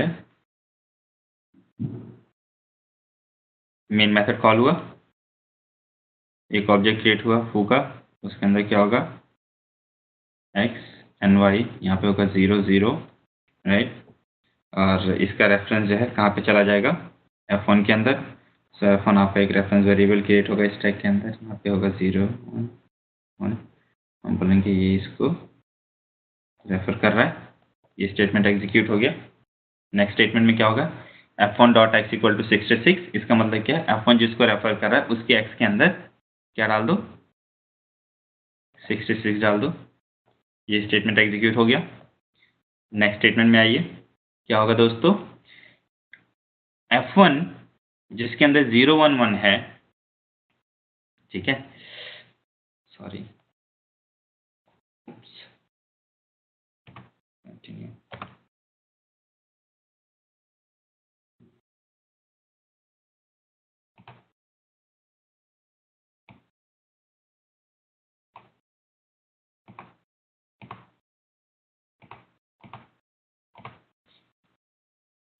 आपने क्या कहा, f1 डॉट एक्स, उसके अंदर क्या डाल दिए 66, ये हो गया। फिर नेक्स्ट स्टेटमेंट में आपने क्या कहा दोस्तों, f1 इक्वल टू नल, यानी f1 के अंदर क्या डाल दो, नल डाल दो, मीन्स ये रेफरेंस खत्म हो गया, यानी f1 अब इस ऑब्जेक्ट को रेफर नहीं कर रहा है, राइट। स्टेटमेंट एग्जीक्यूट हो गई। नेक्स्ट स्टेटमेंट क्या आपने क्या कहा है, आपने कहा system.gc। अब अभी मैं आपने system.gc के मेथड को कॉल किया और मैं एक आइडियल कंडीशन लेके चलता हूँ, आइडियल सिचुएशन लेके चलता हूँ। मैं ये मान के चलता हूँ कि जेवीएम ने जो है आपकी रिक्वेस्ट को इस बार एक्सेप्ट कर लिया। उसने बोला ठीक है, तुमने बहुत ही पोलाइटली जो है रिक्वेस्ट मुझे किया और I am in good mood, मैं आपके लिए गार्बेज कलेक्टर को रन कर देता हूँ। ओके, मैं आपके लिए गार्बेज कलेक्टर को रन कर देता हूँ। ओके, अब गार्बेज कलेक्टर आपका जो है हीप को स्कैन करेगा। उसने बहुत सारे ऑब्जेक्ट्स को ऐसे ऐसे करके देखा। उसने देखा कि यार ये जो ऑब्जेक्ट है इसको तो अब कोई भी रेफर नहीं कर रहा है और मीन्स ये नॉट रीचेबल हो गया है, इसको किसी भी तरीके से अब एक्सेस नहीं कर सकते। तो बोलेगा ठीक है, इसको तो मैं डिलीट करूंगा पक्का। वो इसको डिलीट करेगा, इस ऑब्जेक्ट को डिलीट करेगा, राइट। बट इस ऑब्जेक्ट को डिलीट करने से जस्ट पहले, इस ऑब्जेक्ट को डिलीट करने से जस्ट पहले क्या करेगा वो, इस ऑब्जेक्ट के ऊपर डॉट फाइनलाइज मेथड को कॉल कर देगा। जब फाइनलाइज मेथड को कॉल करेगा तो आपका स्टैक में सेम वही फाइनलाइज मेथड चला जाएगा, राइट। और ये फिर ये जो भी आपने बॉडी लिखी है एग्जीक्यूट होगी और फिर यहाँ से खत्म होगा तो ये हट जाएगा पूरा। जब ये हट जाएगा तो आपका जेवीएम बोलेगा चलो भाई, हर ऑब्जेक्ट के डिलीट करने से पहले मुझे फाइनलाइज मेथड को कॉल करना था, करना पड़ता है, अरे मैंने कॉल कर दिया, अब तो मैं इसको छोड़ूंगा नहीं। वो इसको डिलीट कर देगा, डिलीट कर दिया। तो दोस्तों ये आपका फाइनलाइज मेथड है। ओके, चलिए आगे बढ़ते हैं।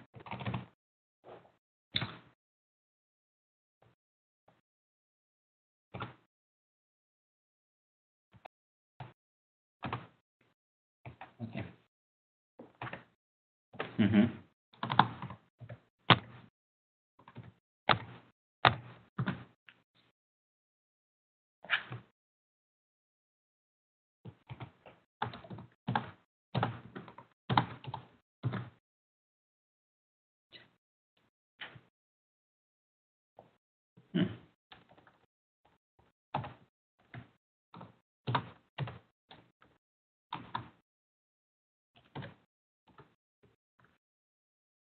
ओके, बहुत बार इंटरव्यूज के अंदर ये क्वेश्चन पूछा जाता है कि अगर मैं एक ऑब्जेक्ट के ऊपर फाइनलाइज मेथड को कॉल कर दूं, आपको पता है कि गार्बेज कलेक्टर जो है ऑब्जेक्ट को डिलीट करने से पहले उसके ऊपर फाइनलाइज मेथड को कॉल करता है। मींस ऑब्जेक्ट डिलीट होने से पहले उसके ऊपर फाइनलाइज मेथड कॉल होता है। इस केस में देखिए मैंने जो है ये स्टेटमेंट एग्जीक्यूट होगा, इसके बाद मैंने f1.finalize मेथड को खुद से ही कॉल कर। तो क्या ये स्टेटमेंट एग्जीक्यूट होने के बाद आपका ये जो f1 ऑब्जेक्ट है, f1 जिस ऑब्जेक्ट को रेफर कर रहा है, वो ऑब्जेक्ट गार्बेज कलेक्ट हो जाएगा? ये आपका क्वेश्चन है। कहने का क्या मतलब है, अगर आप ऑब्जेक्ट के ऊपर मैन्युअली खुद से ही फाइनलाइज मेथड को कॉल कर दें तो क्या वो ऑब्जेक्ट गार्बेज कलेक्ट हो जाएगा? तो आंसर है नहीं। इस केस में आपने फाइनलाइज मेथड को कॉल किया है इस रेफरेंस के ऊपर, राइट। आप इस रेफरेंस के ऊपर फो मेथड को भी कॉल कर सकते हैं, इक्वल्स मेथड को भी कॉल कर सकते हैं, टू स्ट्रिक्ट मेथड को कॉल कर सकते हैं। जब कॉल करते हैं तो कुछ होता है? कुछ नहीं होता है, सिर्फ मेथड कॉल होता है, दैट्स इट। उसी तरीके से अभी आपने इस f1 के ऊपर इस फाइनलाइज मेथड को कॉल कर दिया, like any other method, but इसका कोई इफेक्ट नहीं होगा, बस इसके अंदर जो लिखा हुआ वो एग्जीक्यूट हो जाएगा। बट ऐसा नहीं है कि आपका ऑब्जेक्ट गार्बेज कलेक्ट हो जाएगा, राइट। फाइनलाइज मेथड कॉल होने के बाद, फाइनलाइज मेथड कॉल होने के बाद आपका ऑब्जेक्ट गार्बेज कलेक्ट तभी होता है जब उस फाइनलाइज मेथड को आपके गार्बेज कलेक्टर ने कॉल किया है, ना कि आपने कॉल किया है। जब आपके फाइनलाइज मेथड को आपके गार्बेज कलेक्टर ने कॉल किया हो, ओके, और ये प्रूव करने के लिए बहुत सारे तरीके होते हैं, आप खुद से सोचिएगा। आप ये फाइनलाइज मेथड के अंदर जाओ, यहाँ पे थ्रेड का नाम फाइंड करो, इसको कौन एग्जीक्यूट कर रहा है, तो आप देखोगे कि इसको मेन थ्रेड ने एग्जीक्यूट नहीं किया है, इसको जो है गार्बेज कलेक्टर वाले थ्रेड ने एग्जीक्यूट किया है। ओके, अगर आपका गार्बेज कलेक्टर जो है फाइनलाइज मेथड को कॉल करता है, क्योंकि गार्बेज कलेक्टर एक दूसरे थ्रेड पे रन होता है, मेन थ्रेड पे रन नहीं होता है। तो देखिए उस सब चीज़ों को थोड़ा यू विल अंडरस्टैंड बेटर। सो एक ये बड़ा इंपॉर्टेंट क्वेश्चन है इंटरव्यू के पॉइंट ऑफ व्यू से। चलिए आगे बढ़ते हैं। एक बड़ा इंपॉर्टेंट कॉन्सेप्ट और वो कॉन्सेप्ट ये है, वो कॉन्सेप्ट ये कहता है, एक और कॉन्सेप्ट है इसके अंदर, और वो कॉन्सेप्ट ये कहता है कि आपका जो जेवीएम है, आपका जो जेवीएम है वो एक ऑब्जेक्ट के ऊपर सिर्फ और सिर्फ एक बार ही फाइनलाइज मेथड को कॉल करता है। ओके, कॉन्सेप्ट ये है, आपका जेवीएम एक ऑब्जेक्ट के ऊपर सिर्फ और सिर्फ एक बार ही फाइनलाइज मेथड को कॉल करता है। ठीक है, सिर्फ और सिर्फ एक बार ही फाइनलाइज मेथड को कॉल करता है। कहने का क्या मतलब है? अब हाँ, एक बार कॉल करता तो हमेशा एक ही बार कॉल करता, वो तो फैक्ट है। नहीं, एक छोटा सा इसके अंदर और कॉन्सेप्ट होता है। ओके, कॉन्सेप्ट ये है कि आपका ऑब्जेक्ट एलिजिबल हो गया गार्बेज कलेक्शन के लिए। अब जब भी गार्बेज कलेक्टर रन होगा वो उसको जो है डिलीट करेगा, गार्बेज कलेक्ट करेगा। गार्बेज कलेक्ट करने से पहले उसके ऊपर फाइनलाइज मेथड को कॉल करेगा। फाइनलाइज मेथड कॉल हुआ और आपने अपने इस फाइनलाइज मेथड को इस तरीके से ओवरराइड किया है, आपने इसके अंदर कुछ ऐसा ट्रिकी कोड लिख दिया कि आपने उस ऑब्जेक्ट को गार्बेज कलेक्ट होने से बचा लिया। मींस उसका रेफरेंस आपने कहीं सेव कर दिया। ओके, तभी क्या होगा, आपका जेवीएम उस ऑब्जेक्ट को गार्बेज कलेक्ट नहीं करेगा। ठीक है, आपका जेवीएम उस ऑब्जेक्ट को गार्बेज कलेक्ट नहीं करेगा। क्यों? क्योंकि उसका एक लाइव रेफरेंस आपने कहीं ना कहीं क्रिएट कर दिया किसी तरीके से। राइट, ये बड़ा इंपॉर्टेंट कॉन्सेप्ट है। बट यहाँ पे एक बट है, और बट क्या है? वो ये है कि अगर वही ऑब्जेक्ट वापस से फिर कभी एलिजिबल हुआ फॉर द गार्बेज कलेक्शन, आपका जेवीएम उसको तुरंत गार्बेज कलेक्ट कर देगा। सेकेंड टाइम वो उस ऑब्जेक्ट के ऊपर फाइनलाइज मेथड को कॉल नहीं करेगा। आपका जेवीएम उस ऑब्जेक्ट के ऊपर फाइनलाइज मेथड को वापस से कॉल नहीं करेगा। Very important. ठीक है, देखिए मैं आपको उसको रन करके दिखाता हूं।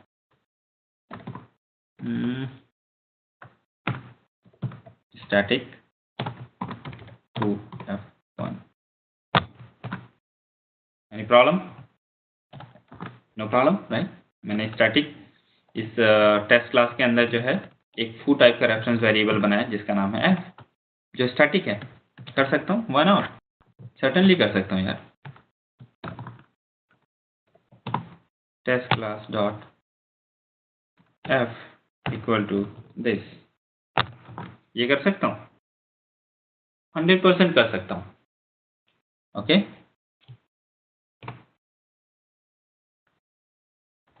f1 equal to null। Okay, system dot gc।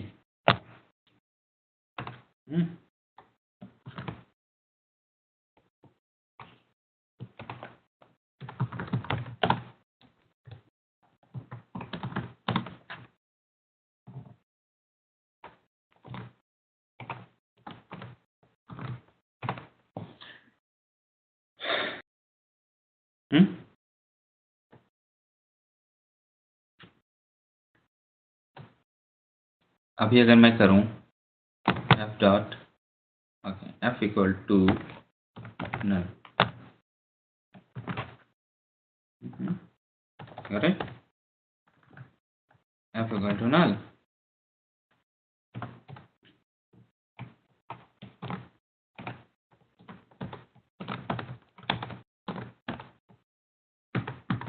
बहुत बार मैंने देखो यहाँ पे सिस्टम डॉट जी कर दिया। ओके, क्या होगा देखेंगे अभी, इस प्रोग्राम को रन करेंगे। इंटरेस्टिंग प्रोग्राम है काफी।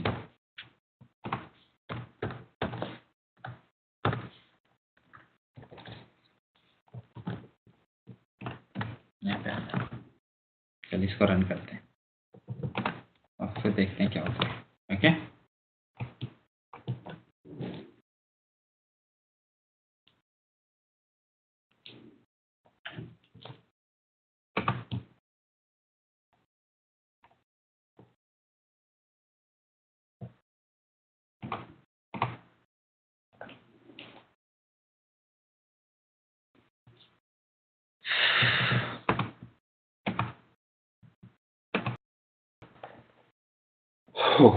ओके, चलिए इस प्रोग्राम को रन करते हैं और समझते हैं कि कॉन्सेप्ट क्या है।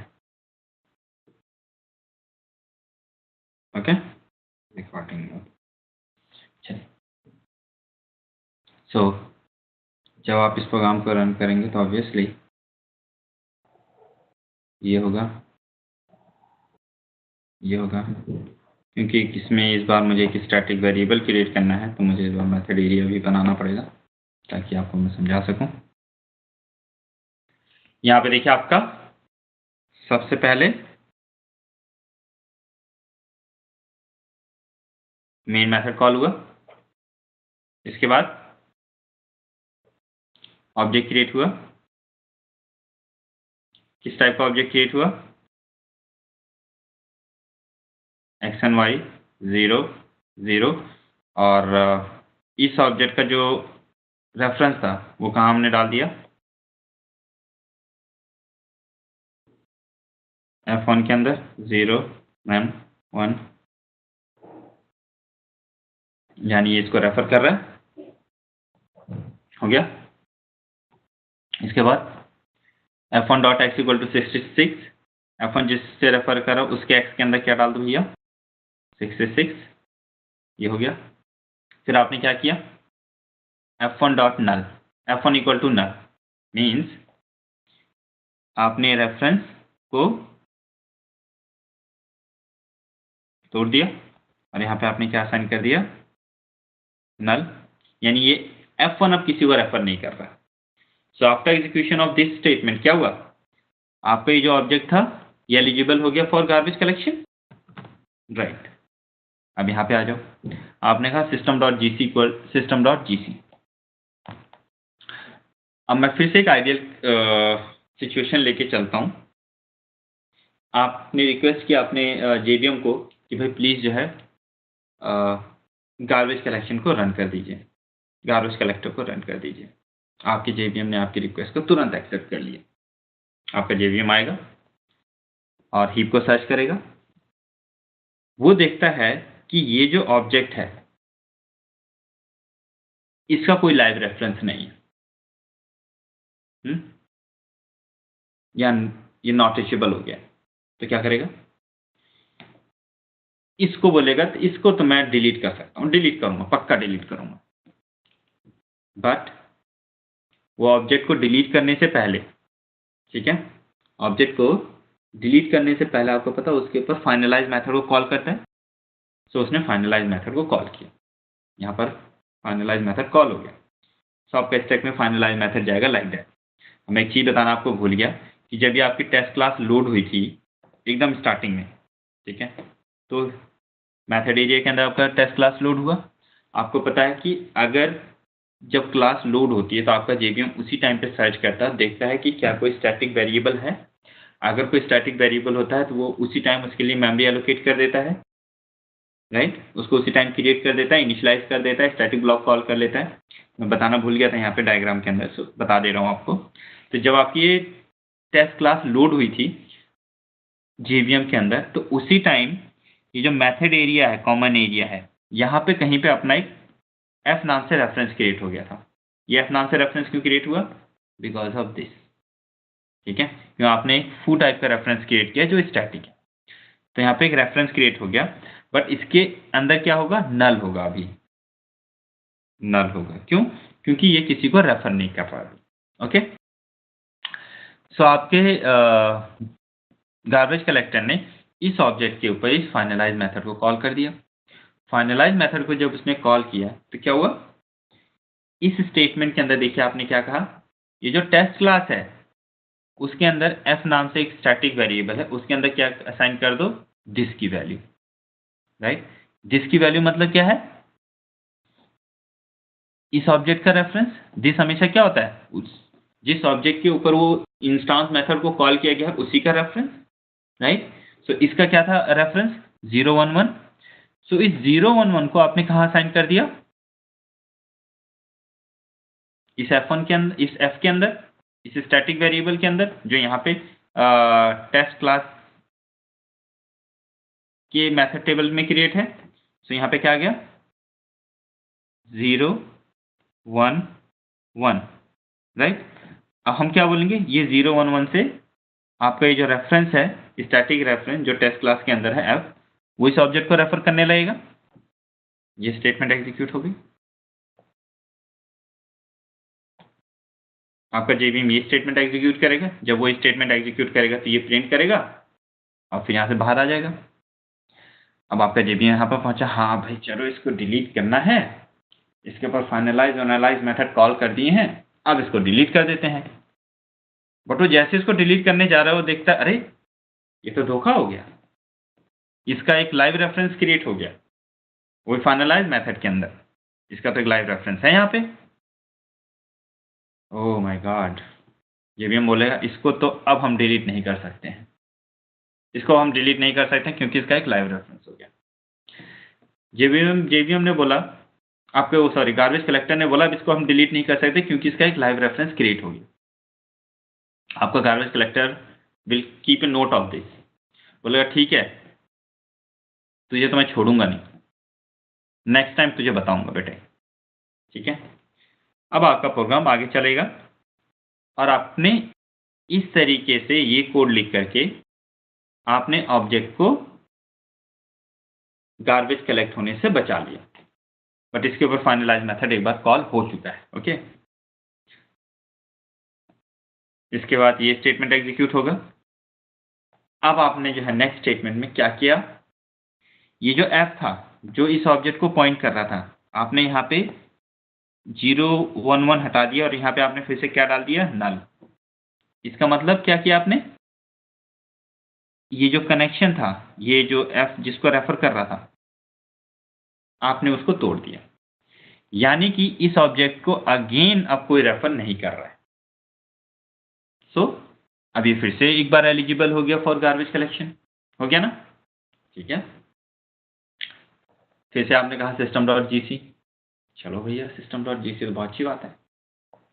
आपका गार्बेज कलेक्टर फिर आएगा, सारे हीप्स को सर्च करेगा, क्या कोई ऑब्जेक्ट है जिसका कोई रेफरेंस नहीं है। पहले सर्च करेगा यहाँ पे देखा, ये ऑब्जेक्ट है जो एलिजिबल है फॉर गार्बेज कलेक्शन और इसको कोई जो है रेफर भी नहीं कर रहा है। ठीक है, इसको कोई रेफर भी नहीं कर रहा है, तो बोलेगा चलो इसको तो मैं डिलीट कर दूंगा। ठीक है, इसको गार्बेज कलेक्ट करता हूँ। बट फिर सडनली आपके गार्बेज कलेक्टर को याद आएगा, बेटे ये वही ऑब्जेक्ट है जिसने जो है जिसके ऊपर मैंने लास्ट टाइम फाइनलाइज मेथड को कॉल किया था और इसका एक लाइव रेफरेंस क्रिएट हो गया, तो ये बच गया था। ठीक है, उसने एक नोट बना के रखा है। तो आपका गार्बेज कलेक्टर एक नोट बना के रखता है हर एक ऑब्जेक्ट का कि भाई इसके ऊपर फाइनलाइज मेथड एक बार कॉल हो चुका है। तो इस बार आपका गार्बेज कलेक्टर क्या करेगा, ध्यान से सुनिएगा। इस बार आपका गार्बेज कलेक्टर इस ऑब्जेक्ट के ऊपर या इस ऑब्जेक्ट के लिए फाइनलाइज मेथड को कॉल नहीं करेगा। ठीक है, फाइनलाइज मेथड को वापस से कॉल नहीं करेगा। Got it? वो सीधा बोलेगा चलो भैया तुम्हारा कहानी खत्म, उसको डायरेक्ट डिलीट कर देगा। और मेमोरी फ्री कर देगा। तो इसलिए कहते हैं कि आपका जो गार्बेज कलेक्टर है, फाइनलाइज मेथड एक ऑब्जेक्ट के ऊपर सिर्फ और सिर्फ एक ही बार कॉल करता है। ओके, देखिए इस प्रोग्राम को अगर मैं देखिए रन करता हूँ तो क्या होगा, end of main in finalize method. देखिए इन फाइनलाइज मेथड सिर्फ और सिर्फ एक ही बार कॉल होगा, चाहे आप इस प्रोग्राम को कितनी बार भी रन कर दीजिए। और मैंने देखो कितनी बार system.gc कॉल किया, लेकिन फिर भी फाइनलाइज मेथड इस ऑब्जेक्ट के लिए सिर्फ और सिर्फ एक ही बार कॉल हुआ है और एक ही बार कॉल होगा। ओके दोस्तों, तो ये आपका गार्बेज कलेक्शन। अब गार्बेज कलेक्शन के अंदर जो है, जब हम गार्बेज कलेक्शन करते हैं तो हम हीप के बारे में जानना चाहते हैं, हम हीप को पढ़ना चाहते हैं जावा के। ठीक है, एक्चुअली मैं जो है एक और ट्यूटोरियल क्रिएट करूंगा, ठीक है, जिसका नाम होगा एडवांस गार्बेज कलेक्शन। और उसके अंदर हम जावा की जो गार्बेज कलेक्टर की एल्गोरिथम्स है वो पढ़ेंगे, और हीप का प्राइमरीली जो है हम लोग हीप का स्ट्रक्चर पढ़ेंगे। ठीक है, क्योंकि अभी तो मैंने आपको जस्ट समझाने के लिए जो है सिंपल सा डायग्राम बना करके हीप बना देता हूँ गोल करके, बट एक्चुअली में आपका हीप ऐसा नहीं होता है। ठीक है, मैं आपको हल्का सा ओवरव्यू देता हूँ। आपका हीप जो है, जो आपका टोटल हीप है एक्चुअली, वो कुछ इस तरीके से जो है पार्ट्स में डिवाइड होता है। और वो कौन कौन से पार्ट्स हैं, ये किधर रख लेते हैं, ये इसको कहा जाता है यंग जनरेशन। ठीक है, इसको कहा जाता है ओल्ड जनरेशन। ठीक है, और इसको कहा जाता है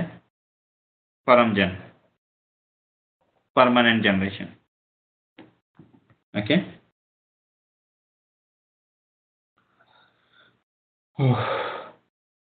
गॉट इट। इतना ही नहीं, आपकी जो मेमोरी है ना, ये हीप, ये फर्दर डिवाइड होती है यहाँ पर S0 और S1। अब इसको देख समझ लीजिए एक बार क्या होता है। ये आपका यंग जनरेशन है। आपके जो भी नए ऑब्जेक्ट्स क्रिएट होते हैं, और आपके जो भी नए ऑब्जेक्ट्स क्रिएट होते हैं, वो हीप, आपका टोटल हीप 3 पार्ट्स में डिवाइड होता है, young generation, old generation and permanent generation. जो भी नए ऑब्जेक्ट्स क्रिएट होते हैं वो आपका यंग जनरेशन के अंदर क्रिएट होते हैं।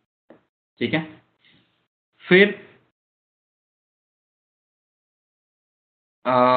जैसे फॉर से सपोज यहाँ पे एक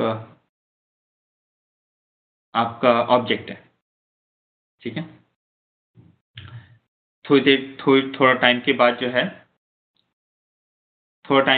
है गार्बेज कलेक्टर आया। ओके, उसने देखा कि ओके, एक सेकेंड, मैं अब आपको पूरा ही समझा देता हूँ। ठीक है, मतलब तभी मैं आपको अच्छे से बता पाऊंगा। इसको कहा जाता है ईडन। ठीक है, आपका गार्बेज कलेक्शन स्टार्ट हुआ। वही सबसे पहले वो ईडन स्पेस में आएगा। ईडन स्पेस में देखेगा क्या यहाँ पे कोई ऑब्जेक्ट गार्बेज कलेक्शन के लिए एलिजिबल है। ठीक है, तो देखता है कि नहीं है। ठीक है, यानी ये जो हमारा ऑब्जेक्ट यहाँ पे था, से suppose this object is T1, ये एलिजिबल नहीं है। ठीक है, तो आपका JVM क्या करता है, इस ऑब्जेक्ट को, ठीक है, यहाँ से यहाँ ट्रांसफर कर देता है। फिर आपका T1 ऑब्जेक्ट यहाँ पे आ गया। फिर आपका गार्बेज कलेक्टर जो है इस पोर्शन में रन होता है। T1 जो है से सपोज फिर बच गया। तो उसको उसने यहाँ ट्रांसफ़र कर दिया। आपका गार्बेज कलेक्टर फिर रन हुआ, ये जो T1 ऑब्जेक्ट अगर फिर से गार्बेज कलेक्ट नहीं हुआ, तो आपका जो है JVM क्या करता है, इस ऑब्जेक्ट को यहाँ से यहाँ पर मूव कर देता है। ओके, सो देखो दोस्तों, ये कुछ एक जनरेशनल कॉन्सेप्ट बनाया गया है JVM के अंदर आपके गार्बेज कलेक्टर को एफिशिएंट बनाने के लिए, ठीक है। अगर आपके सारे ऑब्जेक्ट्स, ये आपका हीप है या आपका ये हीप है जो जैसे भी आपको समझना, 1 GB की,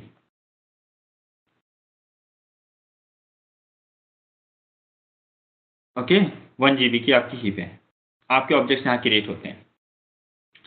अगर 1 GB की आपकी ये हीप इस तरीके से बना दी जाए, टोटल हीप, और आपके ऑब्जेक्ट्स कहीं पे भी यहाँ पे क्रिएट हो सकते हैं, तो आपका गार्बेज कलेक्टर जब रन होगा, तो उसको पूरा 1 GB स्कैन करना पड़ेगा हर बार, राइट? तो ऐसा पहले होता था, जिसकी वजह से क्या था कि आपका जो है गार्बेज कलेक्टर उतना एफिशिएंट नहीं था, वो ज़्यादा टाइम लेता था, राइट? अब इस प्रॉब्लम को सॉल्व करने के लिए जावा ने क्या किया है, उन्होंने एक स्टडी की, और वो स्टडी के अंदर, वो एनालिसिस के अंदर उन्होंने पाया कि जो ऑब्जेक्ट्स क्रिएट होते हैं ना जावा के अंदर, 70 to 80% जो ऑब्जेक्ट्स होते हैं वो शॉर्ट लिव ऑब्जेक्ट्स होते हैं। वो शॉर्ट लिव ऑब्जेक्ट्स होते हैं, मतलब क्या है, वो क्रिएट होते हैं 1 मिनट के लिए या 30 सेकेंड्स के लिए रहते हैं, और उसके बाद फिर वो एलिजिबल हो जाते हैं, राइट?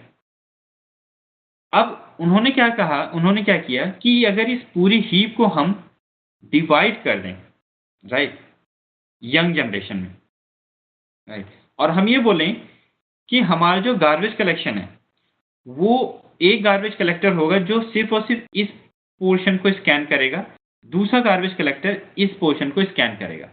उन्होंने कहा कि जो भी इनिशियली हम ऑब्जेक्ट क्रिएट करेंगे, क्योंकि कोई भी इनिशियल ऑब्जेक्ट क्रिएट होगा तो हम ये मान के चलेंगे वो थोड़ी देर के बाद ही वो डिलीट हो जाएगा, ठीक है, वो थोड़ी देर के बाद जो है डिलीट हो जाएगा, हम ये मान के चलेंगे।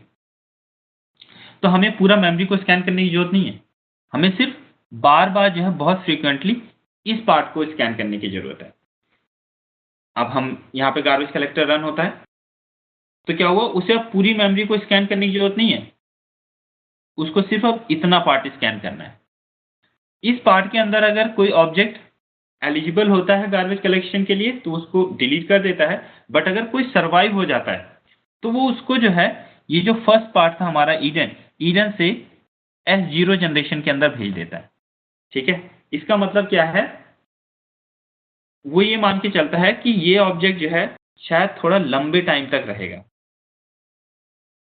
ठीक है, ये जो हमारा ऑब्जेक्ट है शायद थोड़ा लंबे टाइम के लिए रहेगा। क्यों? क्योंकि उसने एक गार्बेज कलेक्शन की साइकिल को सर्वाइव कर लिया है। और ऐसा भी होता है कि इस पोर्शन के अंदर, ये जो हमारा यंग जनरेशन है, इसके अंदर जो है गार्बेज कलेक्शन बहुत फास्ट होता है, गार्बेज कलेक्शन की जो साइकिल्स होती है बहुत फास्ट होती है देन ओल्ड जनरेशन का, या देन S0 S1 का। अब आपका ऑब्जेक्ट ईडन से S1 में आ गया, क्यों? क्योंकि वो बहादुर था और उसने जो है एक गार्बेज कलेक्शन की साइकिल को झेल गया। तो आपका JVM ये एज्यूम करेगा कि शायद ये थोड़ा अच्छा वाला ऑब्जेक्ट है, थोड़ा देर तक रहेगा, तो उसने उसको यहाँ मूव कर दिया। अब 2 मिनट के बाद इस पार्ट के अंदर से सपोज आपका हर मिनट पे गार्बेज कलेक्शन रन होता है, आफ्टर एवरी 1 मिनट, यहाँ पे आफ्टर एवरी 2 मिनट रन होगा। 2 मिनट के बाद वो देखता है कि ये यहाँ पे रन करता है और देखता है कि ये अभी भी एलिजिबल नहीं हुआ, राइट, ये अभी भी एलिजिबल नहीं हुआ। अगर वो अभी भी एलिजिबल नहीं हुआ है तो मान के चले कि भाई ये तो थोड़ा काफ़ी मजबूत वाला ऑब्जेक्ट है, ओके, तो वो क्या करेगा, इसको S2 में भेज देगा। यहाँ पे जो आपका गार्बेज कलेक्टर रन होता है वो हर एक 3 मिनट लाइक दैट ऐसे रन होता है, तो ज़्यादा टाइम पे रन होता है, राइट। और ऐसा देखा गया है कि मैक्सिमम 70 to 80% जो ऑब्जेक्ट्स होते हैं ना, वो इन तीनों साइकिल को ही सर्वाइव नहीं कर पाते हैं। वो S1 तक जाते-जाते वो डिलीट हो जाते हैं। अब आपका 3 मिनट के बाद यहाँ पे गार्बेज कलेक्टर रन करेगा और देखता है यार ये तो अभी भी ऑब्जेक्ट एलिजिबल नहीं हुआ है। अगर एलिजिबल हो गया तो उसको उसी टाइम डिलीट कर देता है, बट एलिजिबल नहीं हुआ है तो वो क्या करेगा? Okay, very good. तो ये एज्यूम करता है कि भाई ये तो बहुत स्ट्रॉन्ग ऑब्जेक्ट है, ये 2-3 घंटे तक रहने वाला है, तो वो उसको क्या कहता है, ओल्ड जनरेशन में सेव कर देता है, जहाँ पे वेटरन्स रहते हैं, हमारे वेटरन ऑब्जेक्ट्स रहते हैं। ओल्ड जनरेशन के अंदर जो गार्बेज कलेक्शन की साइकिल होती है वो बहुत स्लो होती है, एवरी 5 मिनट पे या एवरी 10 मिनट पे रन होती है इस पोर्शन के अंदर। सो ये ओल्ड जनरेशन है। So young generation, old generation and permanent generation. Young generation आपका 3 पार्ट्स में डिवाइड होता है, ईडन, E0, E1। ठीक है, सबसे पहले ऑब्जेक्ट आपके ईडन में क्रिएट होते हैं, और जब एज पर साइकिल अगर वो सर्वाइव करते रहते हैं तो आपका ईडन से S0, फिर S1, और फिर आपका फाइनली ओल्ड जनरेशन में चले जाते हैं। हमारे पास एक और पोर्शन है मेमोरी के अंदर जिसको हम कहते हैं परमानेंट जनरेशन। परमानेंट जनरेशन आपका क्या करता है, इसके अंदर परमानेंट ऑब्जेक्ट्स होते हैं। ठीक है, अब परमानेंट ऑब्जेक्ट्स क्या होते हैं? जब आपकी क्लास लोड होती है, तो मैंने आपको बताया था आपका जेवीएम उस क्लास को रिप्रेजेंट करने के लिए class type class object create करता है। उनके अंदर जो मेथड्स हैं उनको रिप्रेजेंट करने के लिए जो है मेथड्स के ऑब्जेक्ट क्रिएट करता है। सो क्लास से रिलेटेड जो इंफॉर्मेशन होती हैं वो जेवीएम के इस पार्ट में क्रिएट होती हैं। क्यों? क्योंकि वो बहुत बहुत बहुत लंबे टाइम तक आपका हीप के अंदर रहती हैं। ओके, और इसको एक्चुअली आप देख भी सकते हैं। सो जो मेरा नेक्स्ट ट्यूटोरियल होगा एडवांस गार्बेज कलेक्शन का, उसके अंदर मैं आपको ये सारी चीज़ें बताऊंगा और हम इसको देख भी सकते हैं। एक्चुअली आपकी जेडीके के अंदर जो है, अगर आप जेडीके बिन के अंदर अगर आप जाएं, ठीक है, यहाँ पे एक टूल आता है, ये जे कंसोल है आपका, आप इससे भी देख सकते हैं। या अभी एक नया आया है ये जेवीएम विजुअल वीएम कुछ करके है, ये ओरेकल का है एक्चुअली। ठीक है, आप इसको ओपन कीजिए। आप अपने प्रोग्राम को इस टूल के थ्रू कनेक्ट कर सकते हैं। आप अपने प्रोग्राम का अगर आपका प्रोग्राम रन हो रहा है, अभी देखिए, अभी जैसे मैं भी यहाँ पे क्या करूँगा, प्रोग्राम को रन करूँगा तो तुरंत ही खत्म हो जाता है, बट मैं यहाँ पे कुछ ऐसा कर सकता हूँ जिससे कि वो ऑब्जेक्ट क्रिएट करता रहे और चलता रहे, क्रिएट करता रहे, चलता रहे 1 घंटा 2 घंटे तक, ताकि हम एनालाइज कर पाएँ अच्छे से। सो मैं नेक्स्ट ट्यूटोरियल में आपको करके दिखाऊंगा। आप उसका पीआईडी निकालिए, पीआईडी की हेल्प अगर आप यहाँ पे देंगे लोकल में जाकर के कनेक्ट के उसमें जो है जेएमएक्स कनेक्ट में, तो आप उस प्रोग्राम, उस आपका जो प्रोग्राम चल रहा है ऑब्वियसली वो जेवीएम की इंस्टांस के अंदर चल रहा होगा। अब जेवीएम का इंस्टांस अगर क्रिएट हुआ तो इसका मतलब उस इंस्टांस के लिए स्पेसिफिक एक हीप भी क्रिएट हुई होगी। ये जो आपका टूल है ये उस हीप से कनेक्ट कर लेता है। ठीक है, ये बेसिकली उस जेवीएम के इंस्टांस से कनेक्ट कर लेता है और उसकी सारी डिटेल्स आपको प्रोवाइड कर सकता है। जैसे कि यहाँ पे देखिए, मैं आपको ये दिखा रहा हूँ 5248। सो आपका ये जो टूल है ना, ये आपका टूल भी जावा में बना हुआ है। ओके, सो ये जो 5248 है वो इस जेवीएम, जो जिस जेवीएम के अंदर ये टूल इटसेल्फ चल रहा है ना, ये उसका पीआईडी है। और अभी मैं डबल क्लिक करूंगा तो ये मेरा टूल जो है उस जेवीएम के इंस्टांस के साथ कनेक्ट हो गया। और इसके अंदर देखिए आप सब कुछ मॉनिटर कर सकते हैं। देखिए ये आपका हीप है, हीप मेमोरी है। ठीक है, अभी जो है ये जो ब्लू वाला है ये दिखा रहा है इतना हीप के अंदर इतना यूज्ड है। देखिए किस तरीके से आप देख सकते हैं बहुत अच्छे तरीके से यहाँ पे कितने थ्रेड्स हैं, कितनी क्लासेस लोड हुई हैं, सीपीयू कितना यूज कर रहा है वो। परम जनरेशन, देखिए मैंने आपको बताया था परम जन क्या होता है। इसी तरीके से आप देखिए इसके अंदर एक और होता है, थ्रेड्स भी हम लोग देख सकते हैं, कितने थ्रेड्स हैं, कौन सा थ्रेड क्या कर रहा है। सो हम देखेंगे इन सब चीज़ों को, राइट। ये देखिए मेरा मेन थ्रेड होता है।